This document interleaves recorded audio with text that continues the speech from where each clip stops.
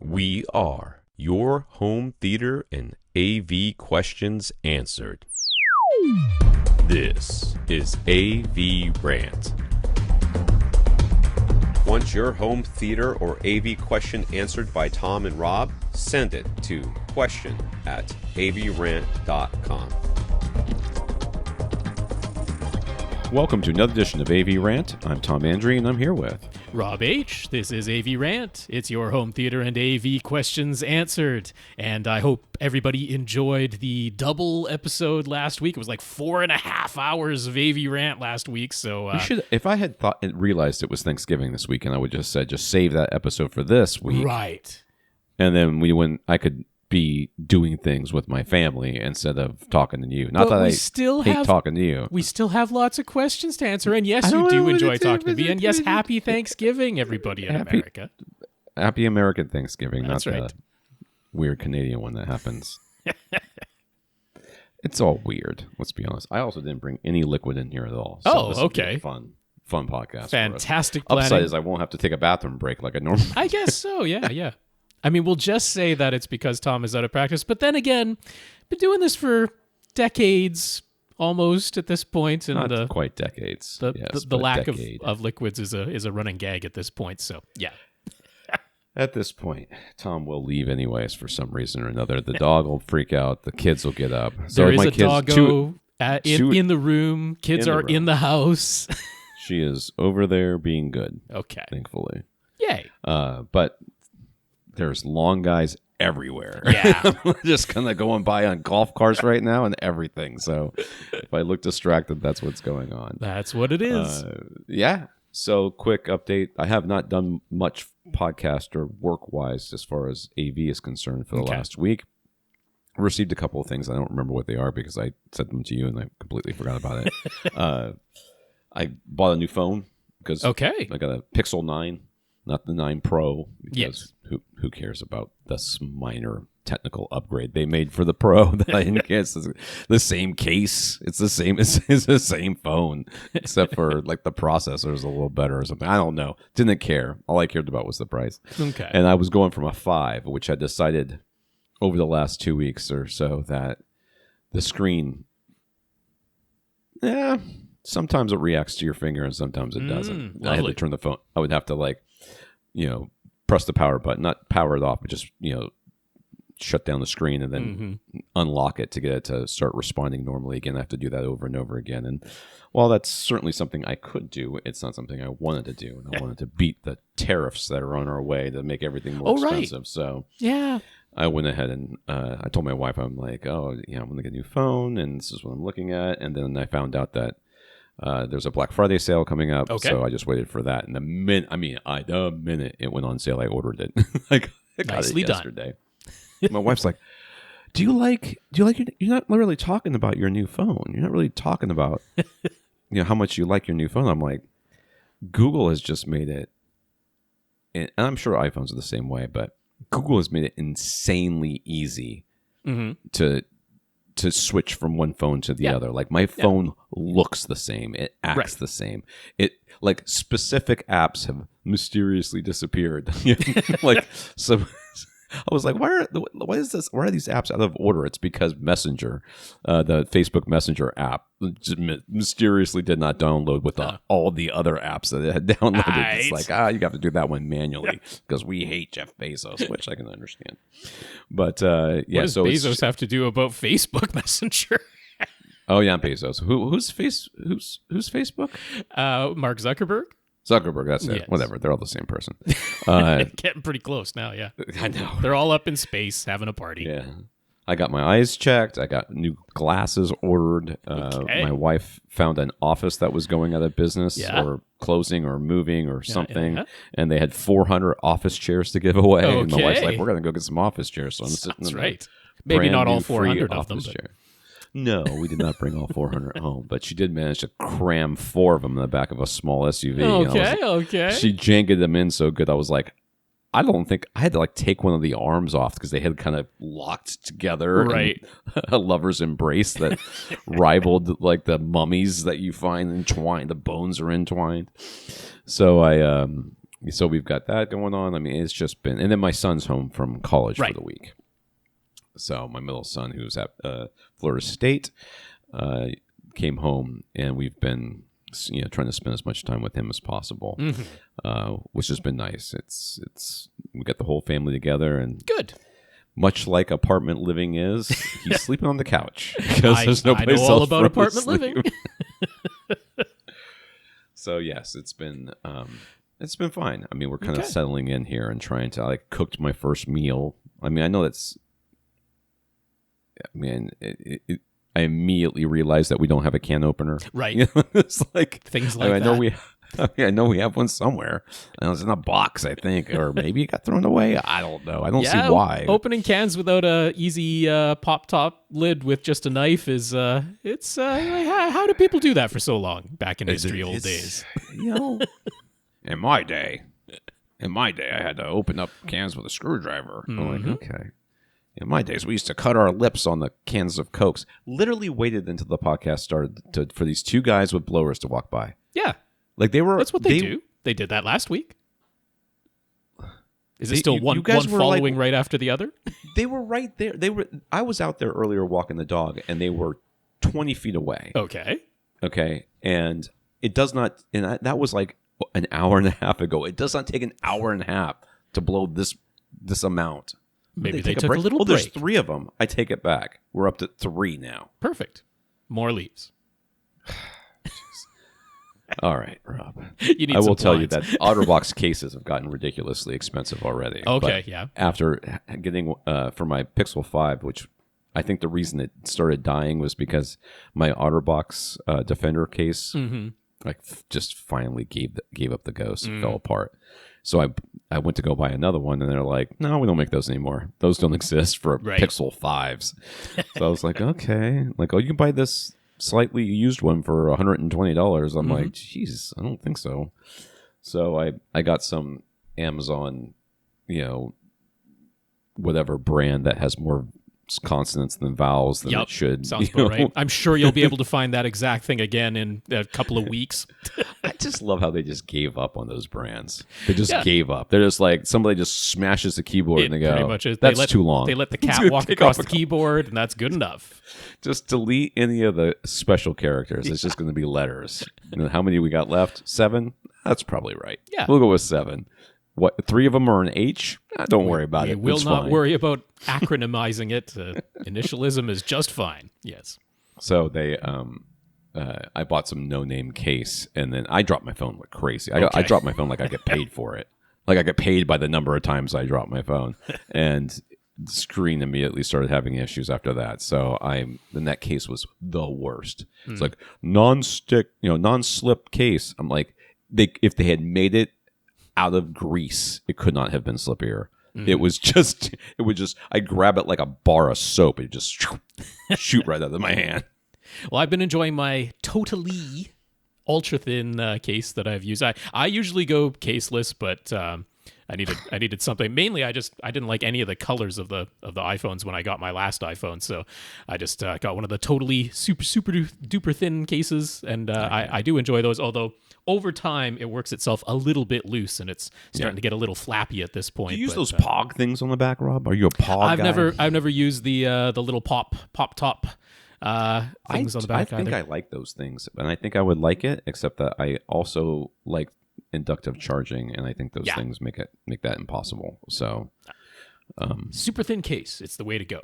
But speaking of like Thanksgiving and Black Friday time and buying things and maybe trying to buy something before the Canadian dollar utterly tanks, if all of these absolutely insane tariffs really do come to pass, even though that is obviously just a exaggerated threat, but then again, stuff that you thought was obvious is not necessarily obvious, and who knows what the future is actually going to be. So before the Canadian dollar becomes worth about 10 cents US, which is the most likely thing that's going to happen, I am going to pick up from a Best Buy in Washington State, since we don't have all the stock here in Canada, some of those Mag 6 in-ceiling speakers, even though I have zero use for them at this point. Zero Zero use whatsoever. I'm just going to have them. Okay. Because I haven't filled up my apartment enough.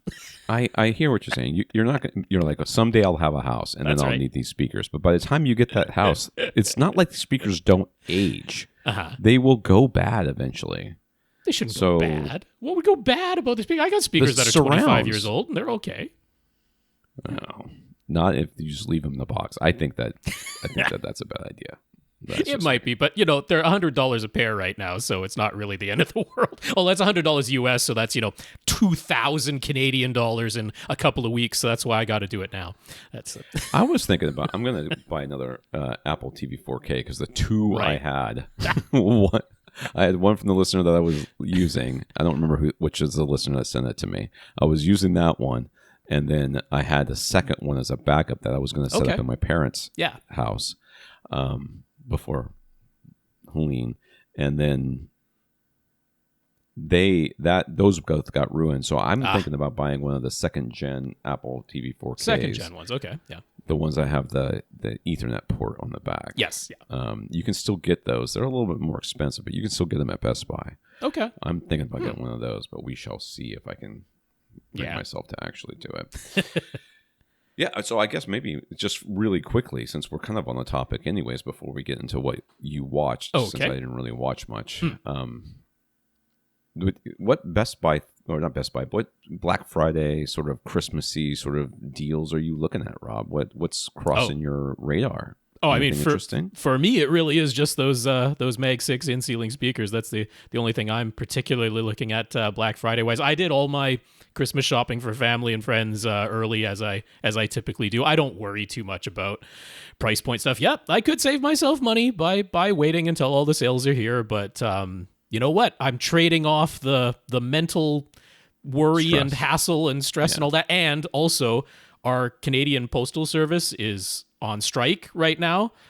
So that definitely impacts shipping times and things, even though, yes, we have the couriers and everything to work around. That either increases the shipping price on things, or it's like, I don't know what it is about our couriers. There isn't a single courier in my area that I'm like, oh, that went smoothly. There's always something that goes wrong with any of the couriers, and I far prefer our postal service. I always choose that when that's an option for shipping, but it isn't right now with them out on strike. So I'm glad I did although there's still 2 items that I ordered in early November that are held up by the postal strike and have not reached my door. So I'm hoping that all gets sorted out. But I haven't been looking at too much Black Friday wise. But since obviously doing the podcast, people asking questions, it definitely seems like a lot of people are going to be getting themselves some kind of OLED TV this Christmas season, because there are really good deals, Black Friday deals on a lot of OLED TVs. Other TVs too, of course, but it's very noticeable on the OLEDs because they were at higher price points and now they're dropping quite precipitously at Black Friday time. So that's the most obvious thing to keep an eye out on. Yeah, I think so too. For me, that's where I think the if you're into AV and you're thinking, what should I get? What should I keep my eyes open? It is definitely displays. Displays are just ridiculously cheap right now. And I mean, we've been talking about it for years, how they're coming down in price and going up in size. And I just bought that OLED. I just bought that OLED, and 4 months ago, maybe? I think it was a little bit more than that, but it wasn't that much more than that. Much, yeah. It wasn't that much more than that, and I can already get a bigger TV.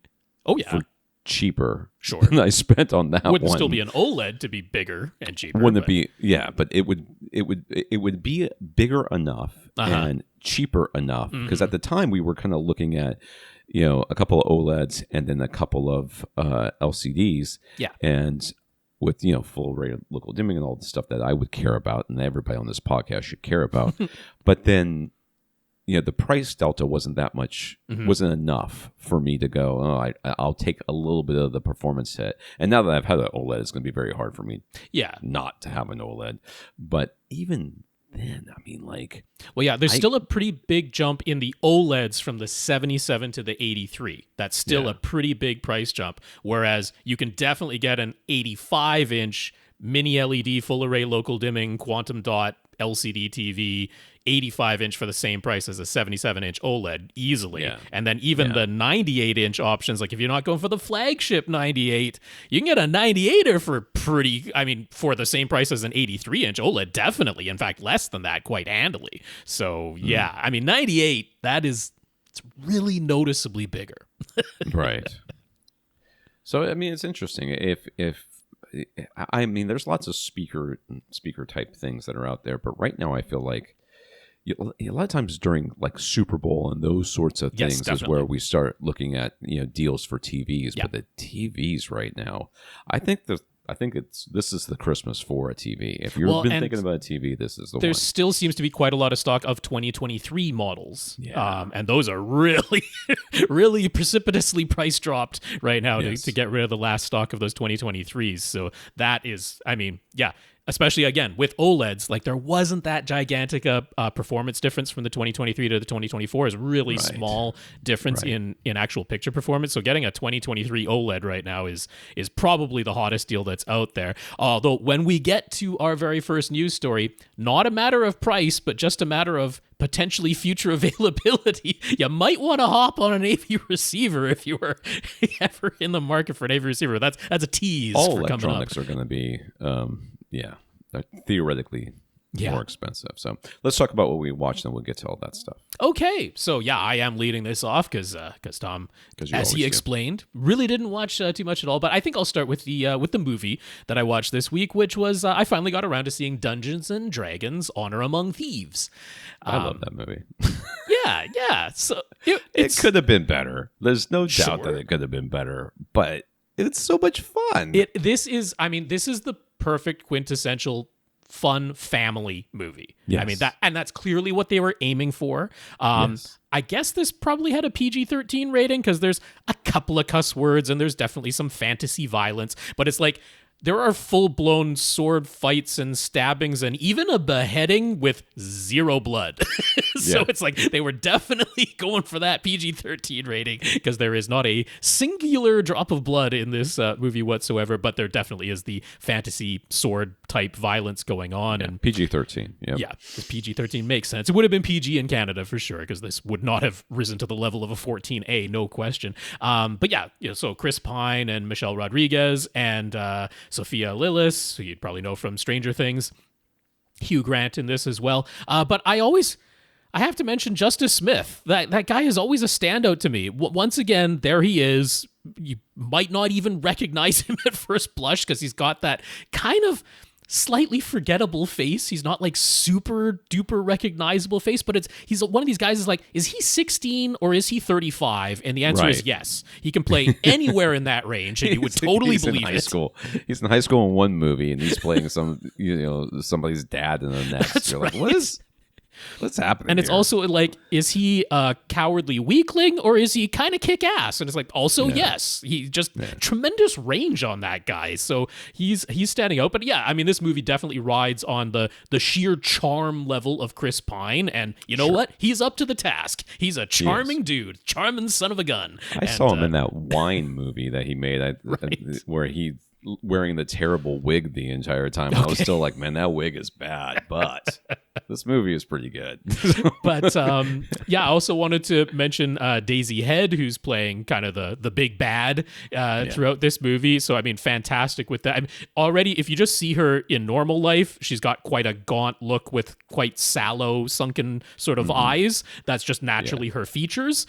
And then they enhance that dramatically with the makeup. It's like, oh yeah, that looks like a walking skull right there. That worked. Yes. She played that role really, Hugh really Grant well. Was probably my least favorite part of this movie, and not because he's bad, because he's fine, but he's just also kind of noticeably Hugh Grant. He's a little one note, but he was having fun. He looked like he was having fun in this movie. Yeah. Everybody looked like they were having fun. So I mean, the green screen is like really obvious in this movie, but what they put on that green screen for the budget that this movie was made, I'm like, that's pretty impressive. Like, I don't know who's working away in the sweatshops to put all those graphics on screen, but it was kind of impressive what they did with this budget. This movie was so set up to have a sequel. Definitely. To be a whole franchise. It was, this is going to be the family-friendly franchise. Yeah. I'm just like, why hasn't the next movie come out yet? Because it didn't make enough money for them to be gung-ho about doing a second one. Yeah. To me, this is the one where the second movie makes a bajillion dollars. Right. You know what I mean? Yes. The first one does just barely good enough, and the second one because word of mouth spreads, and everyone's like, you know what? That was better than I expected it to be. It was entertaining. You can absolutely bring the family and have a fun time. So you bring out the sequel, and let's go see it because I was impressed with the first one. Yeah, I totally agree that I think it the next one to do better. They would need to keep at least some of the same cast. You'd want to follow through a bit like they've done with the new Jumanji movies. Same idea, because you can have these same actors, but they could be a new Dungeons and Dragons team. Like they don't have to literally be the same characters necessarily, because a bit like Jumanji, you can put other characterizations into these people, and you could still do that. Sure. I suppose. Yeah, I did get a kick out of the Pudgy Dragon. That was a highlight. I found the Pudgy Dragon very, very entertaining. So yeah, this is definitely an easy thumbs up. Is it going to change your life and become your favoriteest thing ever? Probably not. It's not that type of thing. But it's like, yeah, man, there's like nothing to complain about in this movie. It's got some heart to it. It has the humor, but it also gives some pathos. It has like when it needs to be serious, they take it seriously, and it's like, yeah, well done, movie.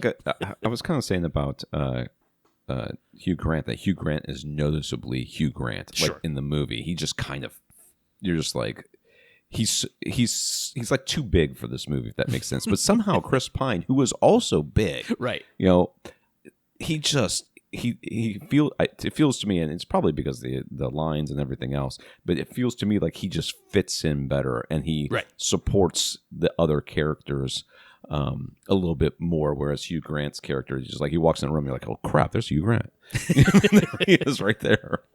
Right. But yeah, this is a fun home theater experience. Yes. I don't know if I would like be effusive about the visuals and the audio, but it's like the movie through and through is just solid. It's just done well. Everybody is good on their game, doing good work, and it's like it's just a solid, good time of a movie. So big thumbs up from me for that. Now, I did want to mention on the technical level, I did watch this on Netflix while I am subscribing to Netflix for a single month, and I'm like, just the prices in Canada on the Netflix subscriptions are ridiculous. So I'm like, you know what? I'm gonna do the thing I don't want to do. I'm gonna get the basic plan with the ads, because that's the jump in price. It goes from $6 for the month to $22 for the month, and I'm like, well, I guess I'm going for the $6 because there's literally one thing I want to watch on Netflix, but while I have it, I might as well check out Dungeons and Dragons. Oh my goodness, the experience of watching Netflix basic with ads, I'm like, I guess I'm gonna have to pay the stupid $22. It ruins it. It utterly ruins the experience. It's like, it's not that the ad breaks are particularly long or that there's too many of them. It's just, man, oh man, is that jarring when that stupid ad comes in. And they do the thing where at every scene change, it's not that they run an ad at every scene change. It's just that at every scene change, there's the possibility they could run an ad. So there's this little momentary glitch in the audio that's like, are we going to do an ad? Nope, not this time. But we're going to remind you that there could have been an ad there with this weird little audio glitch that happens in the scene change. I'm just like, ugh, it's disgusting. I hate it so much. So carrying on, the other thing I watched was also on Netflix and was ruined by the ads. That's the second arc of the second season of Arcane. When we were staying with my brother and sister-in-law, they subscribe to, like, I swear, almost every service. Okay. Almost every single one. But they get the ones with the ads. Yeah. So that it's more affordable. Yeah. And I was watching Agatha all along at their place, which I did finish the series, and I think I liked it. It's hard to tell because the ads in Disney Plus would like mid-word come in. Okay, so that's worse than Netflix, because at least Netflix does go at a scene change. They do it there. I mean, those I guess they could have been at scene changes, but a lot of times it felt like it was like at the climax of a sentence, and they'd finish the sentence, there would be a period. I don't think that's a scene change. Maybe a camera cut, but not a scene change. Yeah, exactly. Okay. It would cut to some 90-second ad or a bunch of ads, and then cut back, and I'd be like, I felt like I messed like it broke the immersion so badly that I felt like I had missed something. Like I would have to rewind it to see if there was some. Like I felt like it was playing in the background still. Yeah, you know what I mean? And I would almost. Like, I don't know what it is. Like, how on television, which has obviously had commercial breaks forever and ever, there's like, they do a little bit, you don't even notice it because we've been watching TV for so long, but they do a little fade out when they go to commercial, and they do a little fade in when they come back from commercial. It's really quick, and we don't even notice it that much because we're just so used to it. But it's like, but when that little bit of a fade out and fade in is not there, the way it is on the streaming services, it's like, is this abrupt cut? The audio does that weird glitch thing. There's no fading between them, and it is so jarring. It's It's like you missed the first word, the first part of the first word when you cut back in. That they can fix. What? They can put the little fade out and the little fade in. There's no question that on a technical level, that's a possibility for them to do. So Amazon Prime's also been adding ads, as we've talked about here before. But and I haven't been using Amazon Prime that much for streaming in any sense. But I have watched a couple of movies on it. But in the movies, they'll put like 2 or 3 minutes of ads at the beginning, and then your movie starts, and then as long as until you finish the movie, there's no more ads. Even if you press pause or whatever, sometimes during pause it'll like flash something up on the screen, but the minute you want to go back to it, you can go back to it. It's not a problem, which I find preferable. Of course, I'd rather there not be ads in the middle, but they want you not to enjoy the experience on some level, so that you'll pay for it. And it's they're following the YouTube plan there of just making it egregious and making it a horrible experience so that you'll pay the extra price. Seems to be anyway. So as I started saying, I did watch the second arc, the second group of 3 episodes of Arcane League of Legends season 2. I mean, my feeling at this point, I'm not going to try to predict exactly where it's going to go in the third arc, which is out now. I just didn't have time to watch that, and I'm practicing a little bit of delayed gratitude there. Delayed gratification.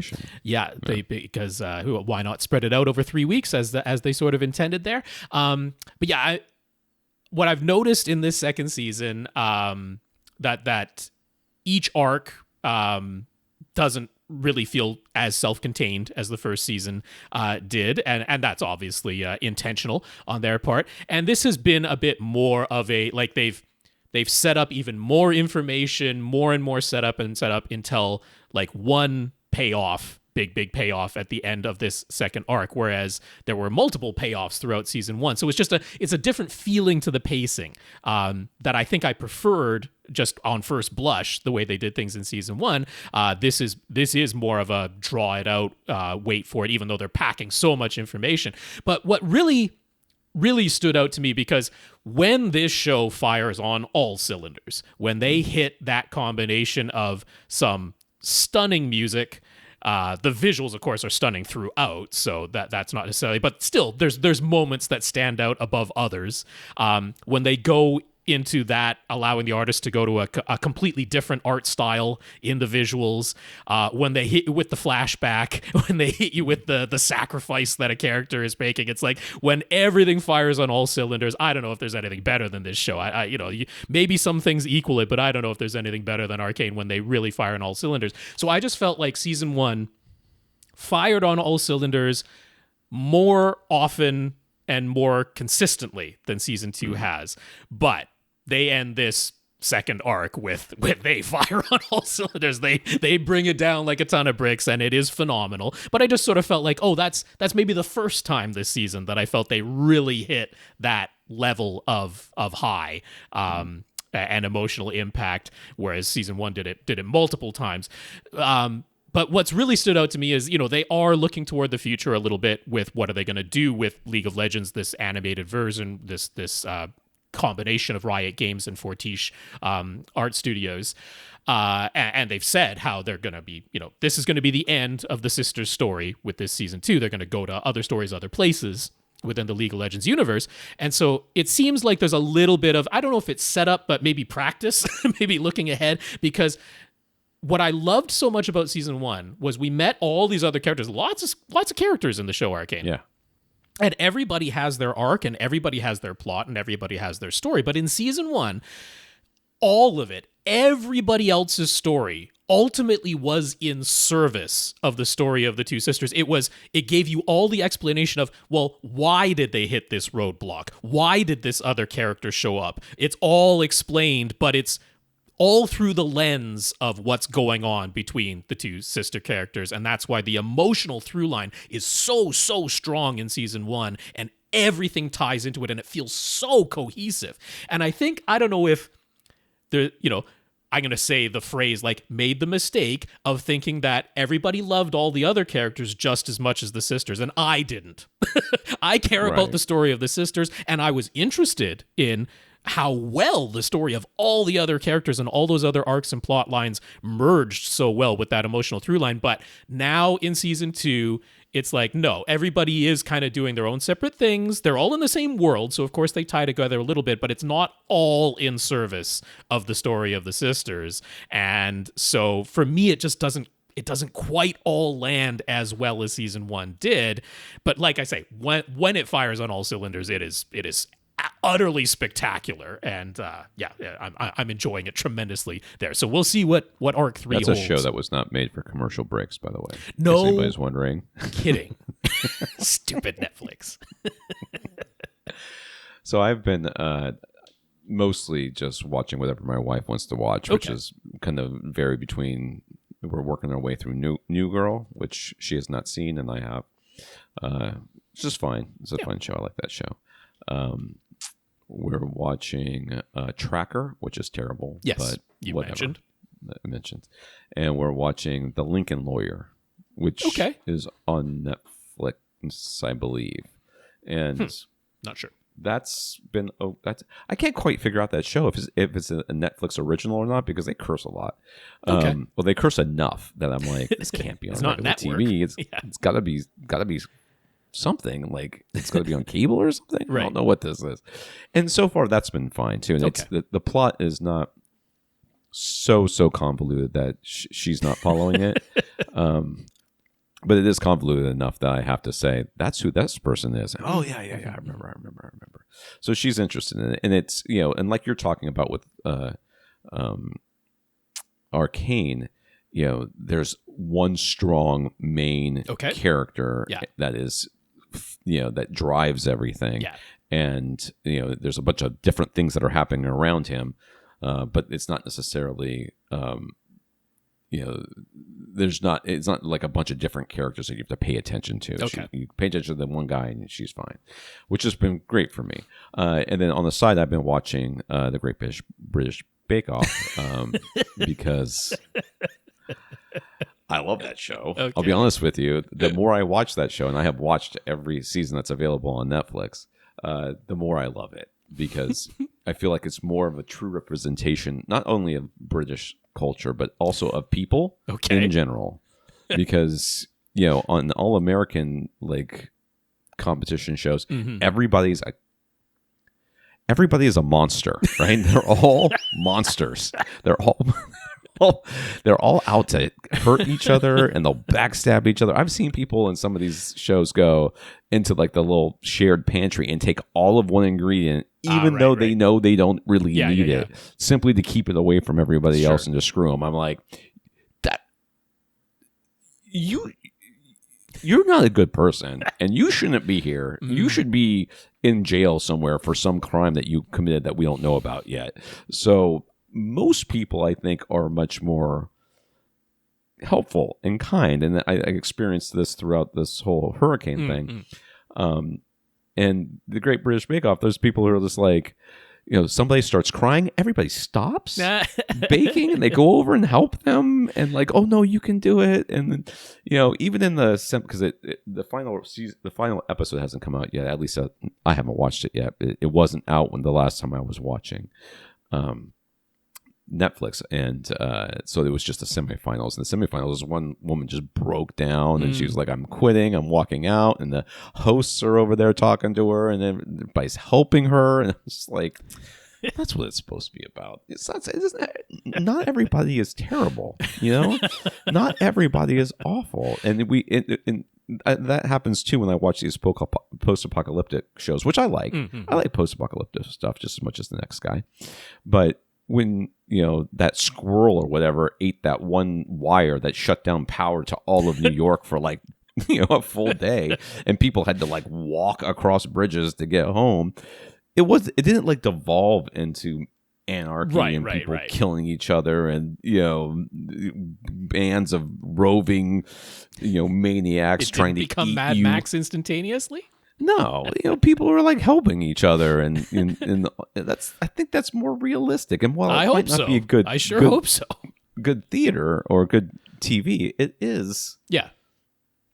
Nicer to watch that these people are like, there's already enough drama in the situation, right? You don't need to employ or manufacture more by encouraging your contestants or manipulating your contestants to be terrible, or just go and interview people until you're like, well, you're a sociopath, come on down to our show. Seems like. I don't think it has to be that way. I think that trying to get Paddy's show to come out right is difficult enough, and then setting a time limit on that is hard enough. It is the time limit. And stressful enough. That's the problem. Speaking of time limits, let's start the show. Let's start the show. This is AVRant, the podcast that answers your home theater and AV questions. To get your questions answered, all you have to do is ask us by emailing us at question@avrant.com. Go to the website and comment. No, I don't think you can. No, nope. Maybe you can. Nope, can't add any comments right now. No more comments. Every time I turn the comments on, it turns into Mad Max apocalyptic stuff. So apparently the internet is where all the apocalypse is, in case you're wondering. If you're looking for all of the terrible people, they are in the comment section of every video, everywhere. Yep. I remember when all of the news websites used to have comments. Yep. It was not good. It's not. You scroll to the comments, you're like, geez. Not the high-level public discourse they were hoping for with that comment section. Yeah. Not exactly. What's going on with this thing? All right. Go to the website, find our show notes, our older albums, our older episodes, our current episode, our Flickr album, so you can follow along with the pictures of which we are going to mention in this podcast. If we have any, I'm sure we have. We've got a couple. Not that many this week. And all the links to everything that's right. Rob will be saying that you should buy. I don't know if we got that much buying advice this week either. Yeah. It was just funny because considering what week it is. You can find us on facebook.com/AVRant podcast, youtube.com/AVRant. That's the images will be in those videos. That's right. Just be us doing this thing. One of these days, I'll get a better camera or something. We'll get this thing all set up. It's all coming along. Lights. It's coming along. I'm still using Raj's mic, so that's great. Yeah. Mic arm. We've got a comment about that coming up shortly. Oh, good. We want to thank our listeners of the week. To become a listener of the week, support the podcast some way. One of the ways you can do that is go to avrant.com, click on the Buy Us a Cup of Coffee link, which will send a PayPal donation to our PayPal site. This week we had Brad who did that. Thank you very much, Brad. Yeah, Brad, thank you for continuing on with the PayPal donations. Yes, that's slowed down a little bit, as we would expect. We're weeks afterward now. The outpouring of support was tremendous, and Tom is super grateful. I'm super grateful on Tom's behalf, so it was very, very appreciated, but nice to see it still continuing. It bought my new phone. Yeah, right. My new phone is definitely thanks to AVRant listeners. That's for sure, because that came from there. Yeah. We also have our Patreon, patreon.com/AVRant podcast. 132 patrons that every month Patreon takes some money from them and gives most of it to us. So we want to thank our 132 patrons. Thank you. That is right. Yeah, once again, that is patreon.com/AVRant podcast. If you'd like to sign up to make an automatic monthly donation, help out with the costs behind the scene of just keeping the podcast going. So 132 patrons has been holding strong, and thank you all very much for your financial support. If you can't support us financially, we understand. Just do something, and we will mention you here. First of all, Infinite Gary sent a movie code for me to test out and make sure it works. That's right. For him, and it did. Thank you, Gary. Gary, that is a service we provide here on this podcast.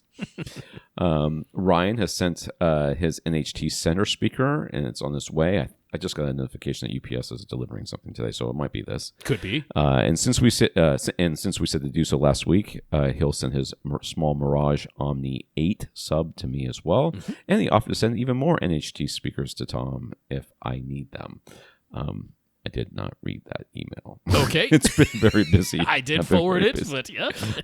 I know I saw it, and I was like, I got to remember to read that later. Like this one, I told Ryan not to put himself out because these are speakers he actually is using himself. Oh, no. You keep them. Okay. No, you keep them. No. Do not send me anything. Do not send me anything that you are actually using. Right. Believe me, it's fine. I think will he was maybe eventually looking for an excuse to upgrade, but if you need an excuse to upgrade, that is fine. I can understand that. If you're like, if I get rid of these things, then I get to upgrade. I want to do that anyways. Fine, because I will either use them myself or I will find a way to get them used. They will be used. But I did say if nothing you send me will go to waste. If he was initially planning to keep on using them, like I told him, don't put himself out over that one because you are okay as far as speakers go now. So right, I am. Dan went through quite the rigmarole to send his Lenovo Yoga laptop and Kef Bookshelf speakers to me via UPS. Maybe that's what's coming. That also. So hopefully they arrive safely. I have not received either of those two things yet, but I will let you know when they do. Yep. Tony sent me that enormous DefTech CS9080 center speaker. Turns out he has another CS9080. Why? We'll get to that. If we get to all the questions, we'll get to that. So, and this one's also unused, so he's offering it for free to Lee if Lee is okay with completely rearranging his TV stand set up to accommodate it. Let me think. I'm Lee. Oh, I've already got Yamaha speakers. They don't need subwoofers or center speakers, so I'm just very stick with not them. keen to not use the cubby cutout in his stand for the center speaker. He definitely wants to, so I have my doubts about that, Tony, but still very generous of you nonetheless. Yes, thank you. Thank you for that. Plus, it gives me another way to make fun of Lee, which I always personally appreciate. For me, that's the big benefit of this offering. In fact, everybody should offer Lee massive center channels that you don't have to have them. He's going to say no anyways. Yep. So just offer him, just inundate him with emails of offering for large center speakers that you don't own. Herb from Cross Spectrum Labs has been dealing with a health matter that was thankfully detected early and is treatable, but despite that requiring his attention, he still found time to reach out to Jason Ehrlich, whom we've interviewed over at Kinetic Noise Control. And if Tom needs some acoustic panels to help with his new recording space, they're willing to help out. That'd be great, actually. Yes. I'm going to need acoustic panels just full stop. Yeah, because most of mine got ruined. I figured you would, but given that it's acoustic panels, not exactly a small item to store if you're storing them, they are waiting for your okay before those get sent to you. So. Yeah, you could send some stuff, and I'm actually this week. In fact, I'm going to be transporting because we got a large. In our heads, we own a certain amount of things, and those things take up a certain amount of space. So we rented a storage space. We rented one big enough to store most of the things that we owned, and then when we actually put everything in there, it's like all shoved up in a corner and taking up like a eighth, maybe a sixth of the storage space. It's like a 10 by 20 storage. I've got plenty of room to store things, so I'm going to be bringing stuff over there. Just like that center channel is over there right now. I brought it over there this weekend because I can't put it in this apartment. I don't even actually have anything to put it on yet. I still need furniture, but we will. I will be storing stuff there that will eventually go into the house. So I replied to Herb and CC'd you on that. So you might want to join that email chain and say for yourself. I will. You'll have to remind me after this podcast, but yes, I will. This is like the first day off I've had of any significance, and my son's still here, so who knows if I'll be able to do anything after this, but I'll try. And Herb. I'm hope for the best for you personally, and we are all sending your best wishes and good tidings and healing thoughts. Yeah, it sounded like things are being managed well. He's not in a particularly dire situation, thankfully, because he's done the right thing, getting regular checkups, and this was detected early. That's the way to do. Obviously, we're not going to go into nitty-gritty details, make anything public, but we can all commiserate on that sort of thing. So. Definitely best wishes being sent to you, Herb, and thank you so much for he's been a tremendous supporter and friend of this podcast for so long. So thinking of you for sure. So we also got some notes of gratitude for keeping the podcast going through all the things from Sasi, from Mark, who says he's been watching or listening to our podcast for about 6 months now. He totally understood the pain that Rob went through when he set up his 24-inch Insignia TV for his aunt. He also got a 24-inch Insignia secondhand from a family member. All he wanted was a small TV for watching over-the-air podcasts with an antenna plugged straight into the TV. What an experience that turned out to be. Yeah.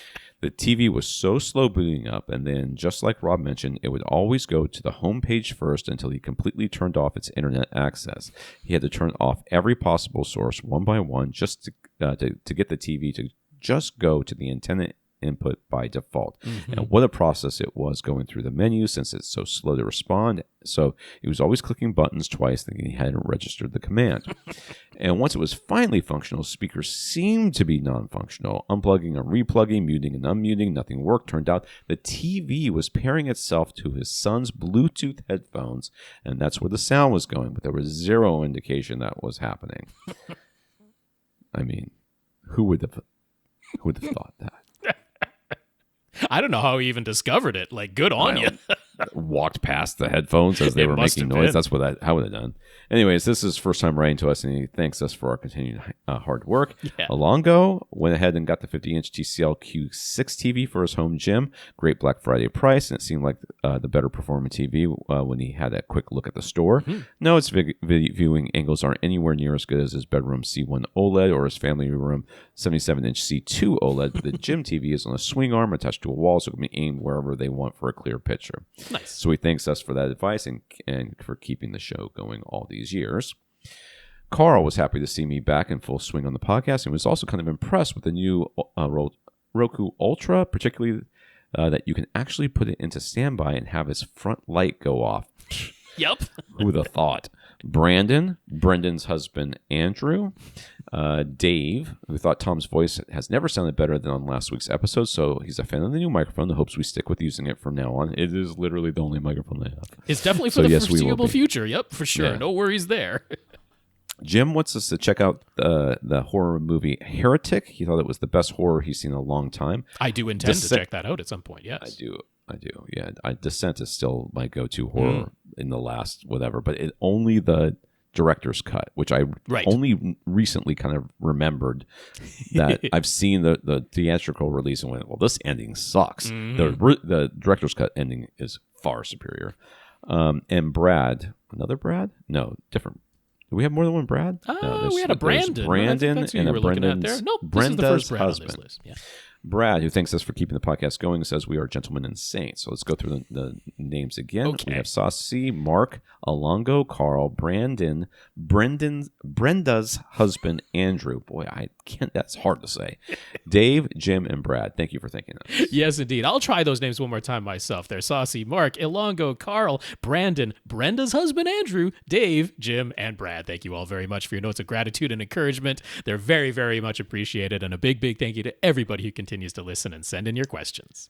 So in the news via Justin, it seems like more than just a rumor at this point. Massimo, currently still the owners of the former Sound United brands, Denon, Marantz, Polk, Def, Tech Powers, and Wilkins, Boston Acoustics, and Class A, whatever, held an investor conference and set a deadline of January 2025 to make a final decision on what to do with their Masimo Consumer subdivision. No potential buyer has emerged, and with former CEO and founder Joe Chiani having been ousted from his own company earlier this year, the new management aimed to raise the company's stock price, which always ends well for everybody. Whenever you do whatever you can to raise the stock price, nothing bad ever happens for consumers or employees. In case you're wondering, their mandate. That's what management is supposed to do. Yeah. Well, according to some people, not necessarily according to everybody. New management aims to raise the company's stock price by assuring investors that they will not be spinning off any consumer audio businesses. They are done. The brand names will undoubtedly be sold off, but it's entirely possible that operations will simply cease entirely. Yeah. That makes a lot of money by just stopping. And if you're thinking that Vox International might step in as a buyer to combine the former Sound United brands with their PAC or premium audio company brands such as Onkyo, Klipsch, and Pioneer, that almost certainly isn't going to happen. Vox is itself dealing with large amounts of debt and falling revenue in its consumer audio business, and they've already sold off the Yamo and Energy brands to Chinese companies earlier this year. Yeah. They've also run into licensing issues that have halted the sale of Pioneer Elite branded products. Needless to say, there's a sense of panic throughout the home theater forums at the moment, and folks like Justin are wondering what's going to happen if all these well-established speaker and consumer audio brands simply cease operations early next year. I mean, it's the end of the world, obviously. Well, obviously, it's the end of the world. But I mean, this is a little bit concerning. There's no question. Is. Yeah, I don't disagree with you.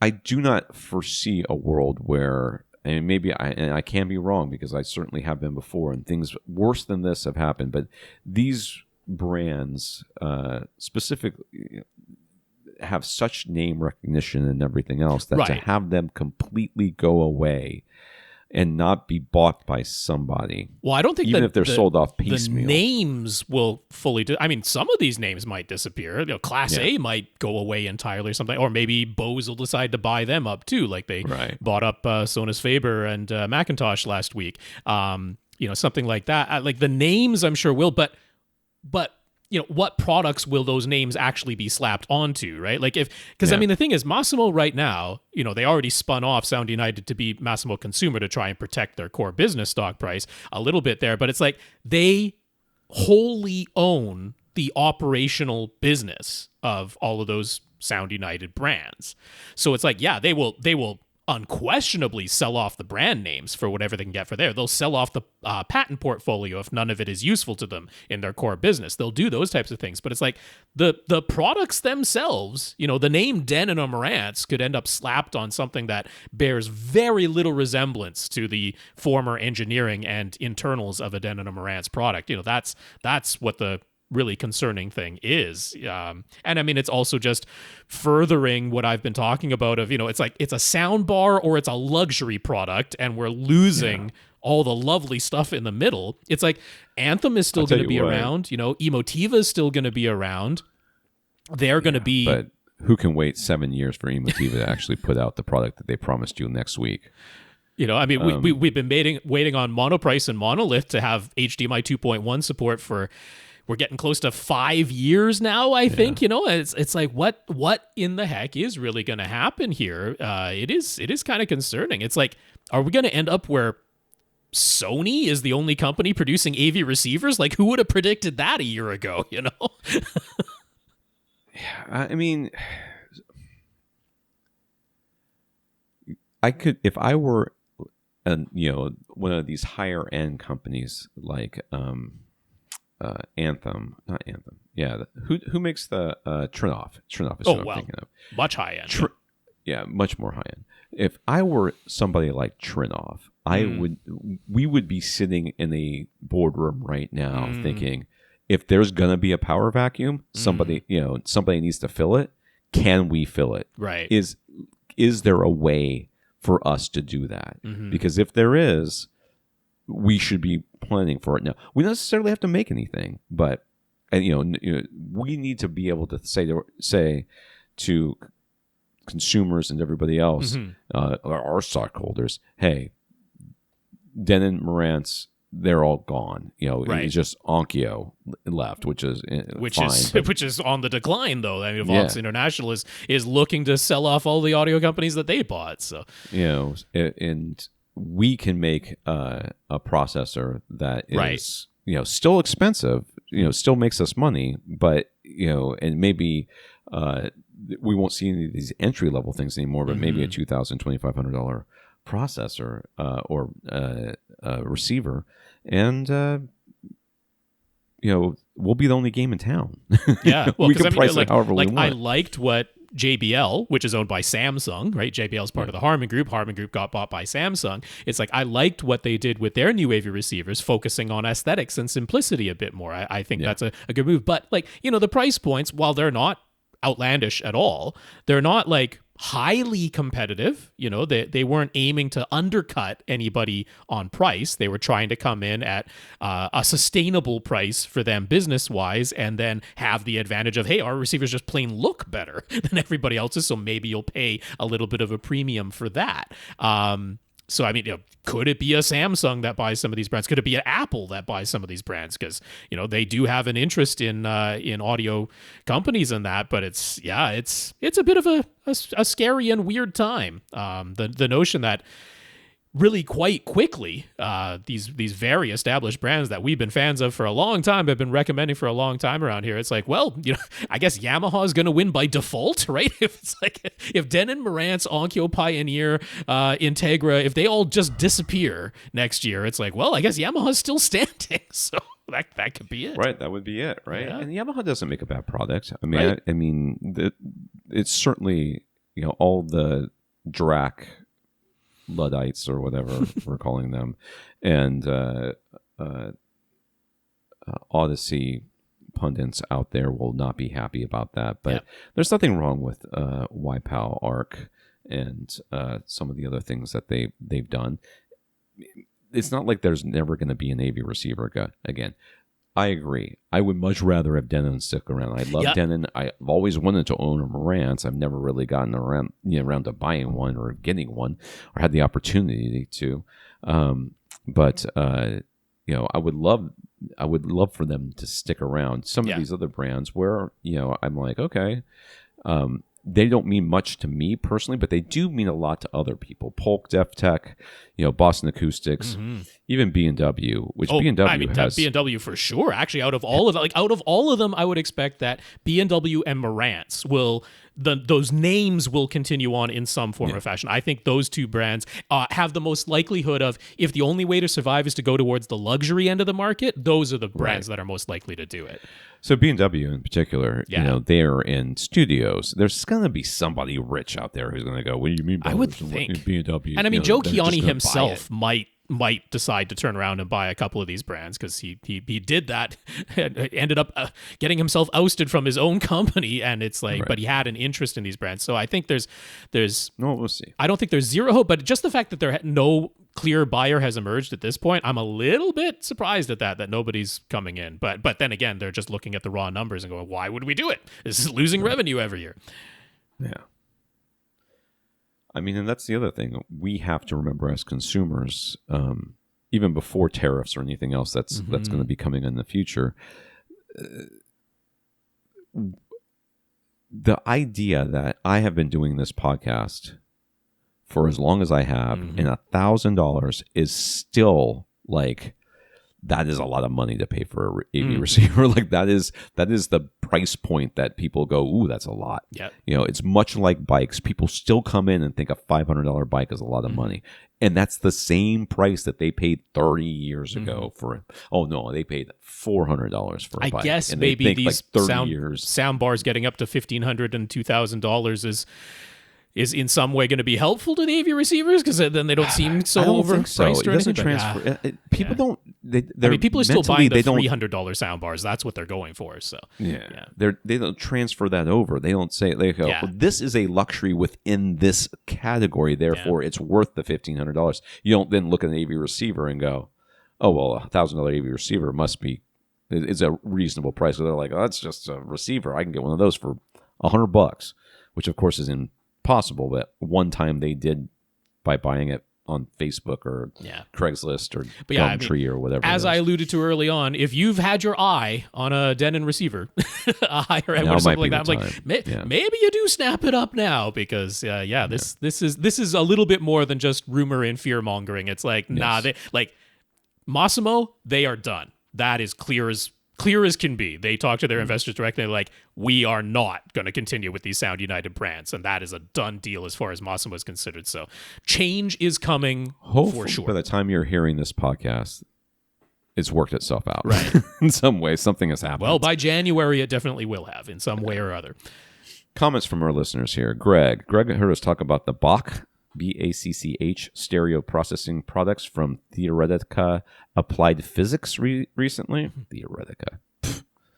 dumb word. That's very, very briefly. You take measurements using a small microphone placed inside your own ears. You can optionally use a camera for head tracking as well. And the system provides speaker crosstalk cancellation and a whole bunch of other processing to enhance soundstage imaging and surround effects, but it claims to do so without coloring the sound. Greg is a big fan. Mm-hmm. He wanted to point out that even though they always show off their $30,000 box solutions at trade shows, you can get the very same processing with even more features, actually. For $6,000 to $7,000 if you run it on your own Mac computer. Their Bach for Mac packages still include the binaural measurement microphones and a USB interface for your Mac, so you get the full experience. Mm-hmm. The software also allows you to virtualize your stereo speaker setup using headphones, so it's somewhat similar to a Smith Realizer in that way, although it isn't measuring a full surround sound or immersive audio speaker setup the way a Smith Realizer can. Bach is just for 2-channel setups. Mm-hmm. We wondered whether Theoretica chose to use electrostatic speakers in their demos for a specific reason, and indeed, in Greg's experience, the narrow dispersion of electrostatic speakers enhanced the crosstalk cancellation effects of the processing, but any speakers plus good room treatments work well. In his opinion, it's probably easier to use electrostatic speakers at trade shows, though, since the acoustics can always be optimized. Mm-hmm. He agrees that binaural recordings sound the most realistic when played through the box system, but regular stereo recordings can produce exciting effects in his experience. Overall, he thinks that anyone looking for something a bit new and dramatic should at least have a listen, and while it isn't cheap, he thinks the Bach for Mac option makes it reasonably cost-effective and a worthwhile upgrade. So there you go, $6,000 to $7,000. It is. It's not chump change, but at least it isn't $30,000. You might consider that. So thank you, Greg, for writing in. It's nice to hear someone with firsthand experience of it. And yeah, I mean, this one is, I can absolutely see how it would function. I can understand how like this definitely isn't I just imagined the difference I heard. No, we've experienced binaural recordings. We've experienced what electrostatic speakers on their own can do, how having that, greater difference between your left ear and right ear can definitely enhance imaging effects and create that sound that's somewhat like headphones, but keeps the sound outside of your head, but can move sounds front to back more distinctly, that type of thing. So adding this type of processing to it, crosstalk cancellation, yeah, absolutely. It would be something that I think a lot of people would have fun if they heard it for themselves. Oh, yeah. I would have fun. I would also have fun not paying $6,000 to $7,000 for it, but that's just me. I mean, if you literally... And people get to this point in this hobby where they're like, I've got nothing else to buy. Yeah. I'm happy with everything I have, and everything else. Every time I try to make an upgrade, it ends up being marginal. I would rather pay $6,000 to $7,000 on this than $6,000 to $7,000 on cables. That's for darn sure. That's for sure. Yeah. All right. You'll never believe this, but Infinite Gary bought himself a new pair of speakers. Speaking of people who have $6,000 to $7,000 to spend on something, this man should stop buying speakers and should buy this. He already owned a pair of Philharmonic audio BMR monitor speakers in their rosewood finish, so he decided to get a pair of Philharmonic BMR tower speakers also in rosewood. They weigh 72 pounds each, and they were 92 pounds each in their double carton shipping boxes. We're not seeing their final setup in the photos. He just snapped some pics with them close together so they easily fit within the frame. Yep, that's a big old box, dude. And that is a big old speaker. Some pretty big speakers, no question. But yeah, they've got the Rowell ribbon tweeters in there, mid-range drivers above and below the Rowell ribbon tweeter, and then a pretty big honking woofer there, and a low, large front port on these towers. Yes. And then he's got the BMR tower next to a BMR monitor, which is a bookshelf speaker, but it's a stand mount speaker. Huge. Yes. it's a stand mount. I wouldn't call that a bookshelf speaker, but it's a stand mounted speaker. Yeah. And the photo of his final stack of equipment he's using to drive them, which includes an Emotiva amp. And then I can't. That's for he's also got a surround sound set up in this same room, but it's separate from the 2 channels. So yes, he does mention things just below here. All right. As we know, Gary has lots and lots of stereo equipment on hand, so he's had fun experimenting with different combinations to get just the right sound quality he's looking for. He wound up with his Luxman L550AX2 integrated amp powering them, and his MoFi Fender X turntable. Is it made out of a Fender guitar? Is that what we call it? That? It's got that color on the top plinth there. Whatever. With his Parasound JC3 Junior phono preamp. Junior. Why? Version 2 was taken. And Marantz SA14S1 CD player.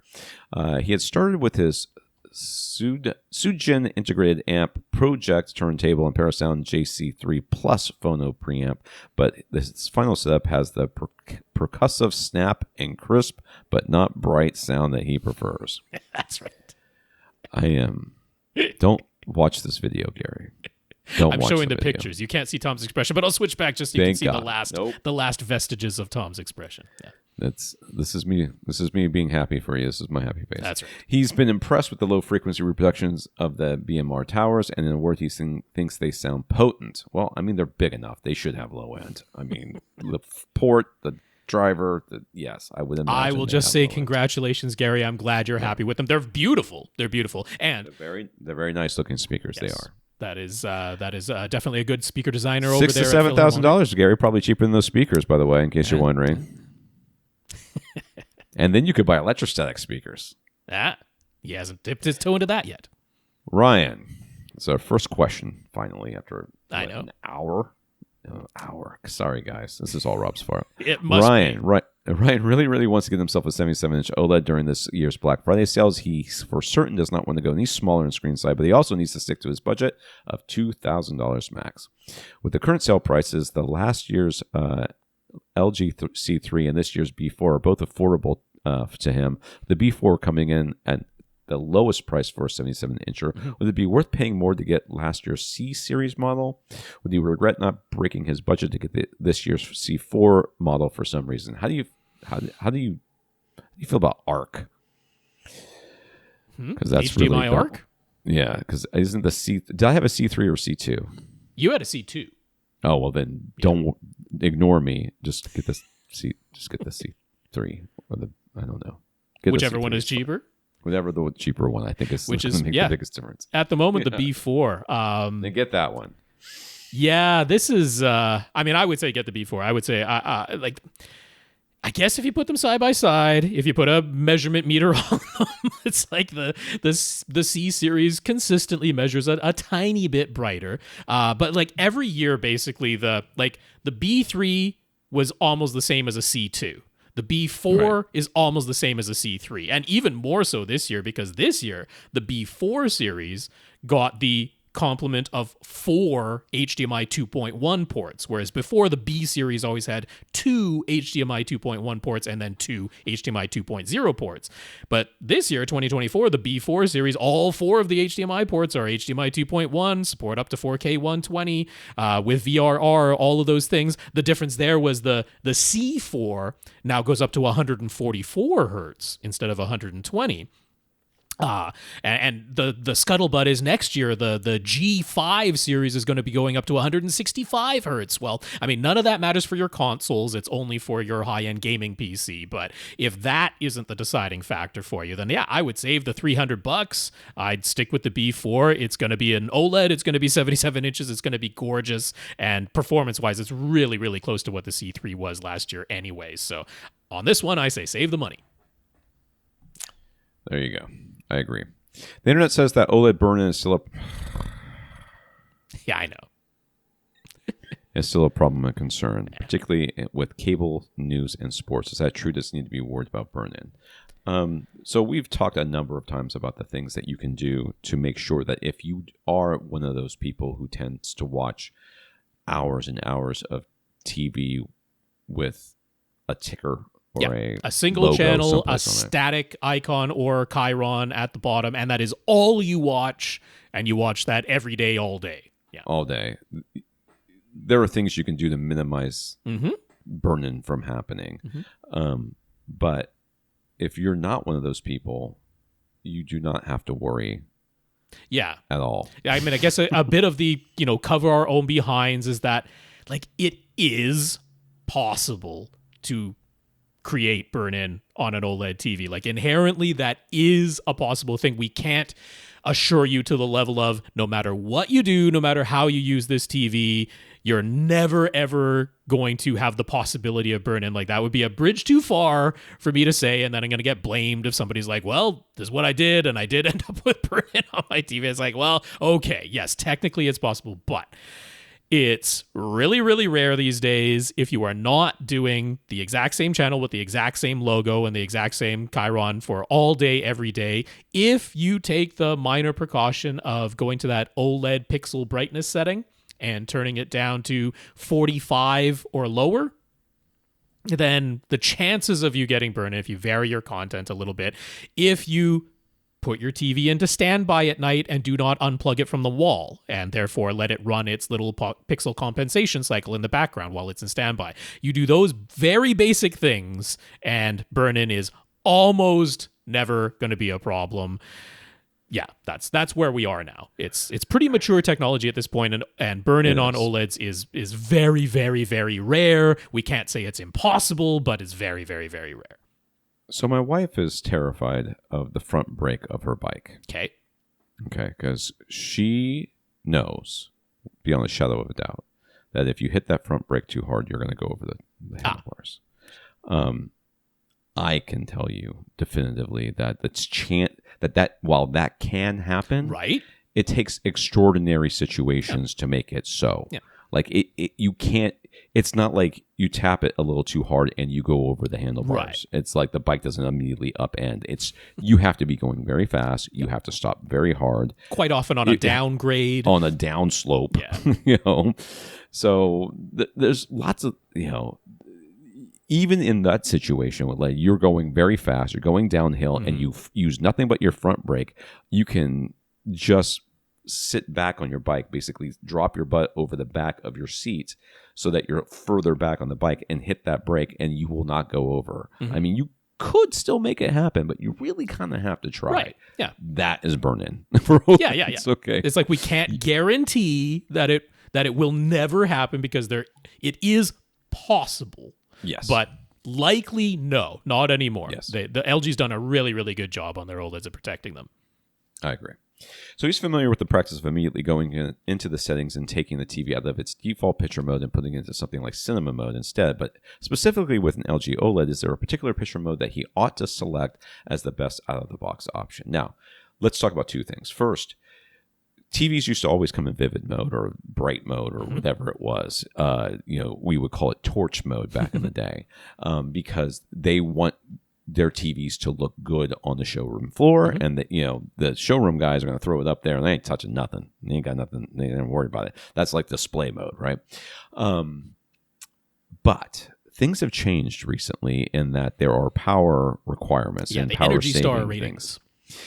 And to meet those Energy Star ratings, again, the Energy Star people aren't going around changing picture modes for the most part when they do their measurements. So more often than not, many TVs these days no longer come in these torch modes because those are the high energy modes, and in some places like California, the TV can't even be sold. Yeah, in fact, the LG OLEDs are coming in their APS, their automatic power saving mode now by default. Yeah.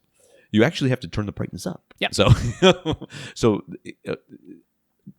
first of all, this idea that torch mode is still a thing, it can be a thing, but generally speaking, I don't think it's as much of a problem as it used to be. That being said, Ertings is the place to go. RTINGS. Yep. And they've got settings for a B4 if that's what you get. And you can follow those, and that'll get you pretty close. Very darn close. Yes. It then kind of requires you to like in my case, when I was setting everything up on my C2 back before Helene killed it because it hates me, how it interacted with my Apple TV 4K, how it interacted with my receiver was a little bit quirky, and I ended up having to change some settings based on things that I thought maybe it should be in and maybe it shouldn't, and you have to go into multiple menus and all these other things. So it's not as easy sometimes as going just follow your ratings and then you're done. Sometimes you have to do a little bit more than that, but that gets you like 75 to 90% of the way there just by following their closer to the 90. So I mean, the thing is, there are the two separate sides of it. One, you will, if you want accuracy to the original signal, and if you don't want to kind of hamstring the capabilities of your OLED, then turning off the energy saving features, which is not just a picture mode setting, and they're in a couple of different places. So Artings can guide you there in how to turn off the energy saving. They do describe that. And then, if you want the single sort of set it and forget it picture mode, they have the filmmaker mode. That is actually like really darn close to accurate out of the box. Although even that one, they set that OLED pixel brightness setting a little bit too high, kind of surprisingly for filmmaker mode, but even that one, you can bring down that OLED pixel brightness setting. Like I say, 45 or lower, and you're really, really safe. That's for standard dynamic range. For high dynamic range, it's going to be locked at 100, and that's fine. No problem there. But for standard dynamic range, you can lower that a bit. You'll see at Artings that they usually use the ISF dark mode for the, not surprisingly, dark room for the absolute most accurate picture. And then for a bright room setting, they'll use the ISF bright mode. So all three of those are good choices. If you do want to have a differentiator between a dark mode and a bright mode, they've got those ISF dark and bright named modes right there. They are great settings to use as well. But yeah, the filmmaker mode is kind of the singular set it and forget it if you just want to do that. But turn the energy saving off. That's a separate setting in a different part of the menu. Sasi, we previously discussed a whole bunch of questions that Sasi had on behalf of his parents who were setting up outdoor speakers in a whole new media room with a bar at the back. They've already decided to go with that 98-inch TCL since the 115-inch is still a bit too expensive at this time for what they're looking to pay. And they'll be using RBH's newest Impression Series speakers, the on-wall 55 IWR for the 5 main speakers. Sasi already ordered them 2 pairs of the Sonance Mag 8R speakers with their retrofit rear enclosures from Best Buy for the overhead channels, and he'll be giving them his pair of rhythmic subwoofers that he's replacing in his own setup with a pair of DIY subs that he's building himself. So with the gear decided, that brings them onto the topic of acoustic treatments. They had a totally dedicated home theater in their previous house with the projection setup and everything, but in the new house, they want this to be a multi-purpose room that isn't fully blacked out and doesn't look like a dedicated theater. So putting acoustic panels in all of the ideal locations isn't going to happen.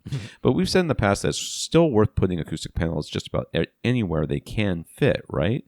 And they might not treat specific first reflections, but they'll still help to reduce overall decay times and slap echo, ?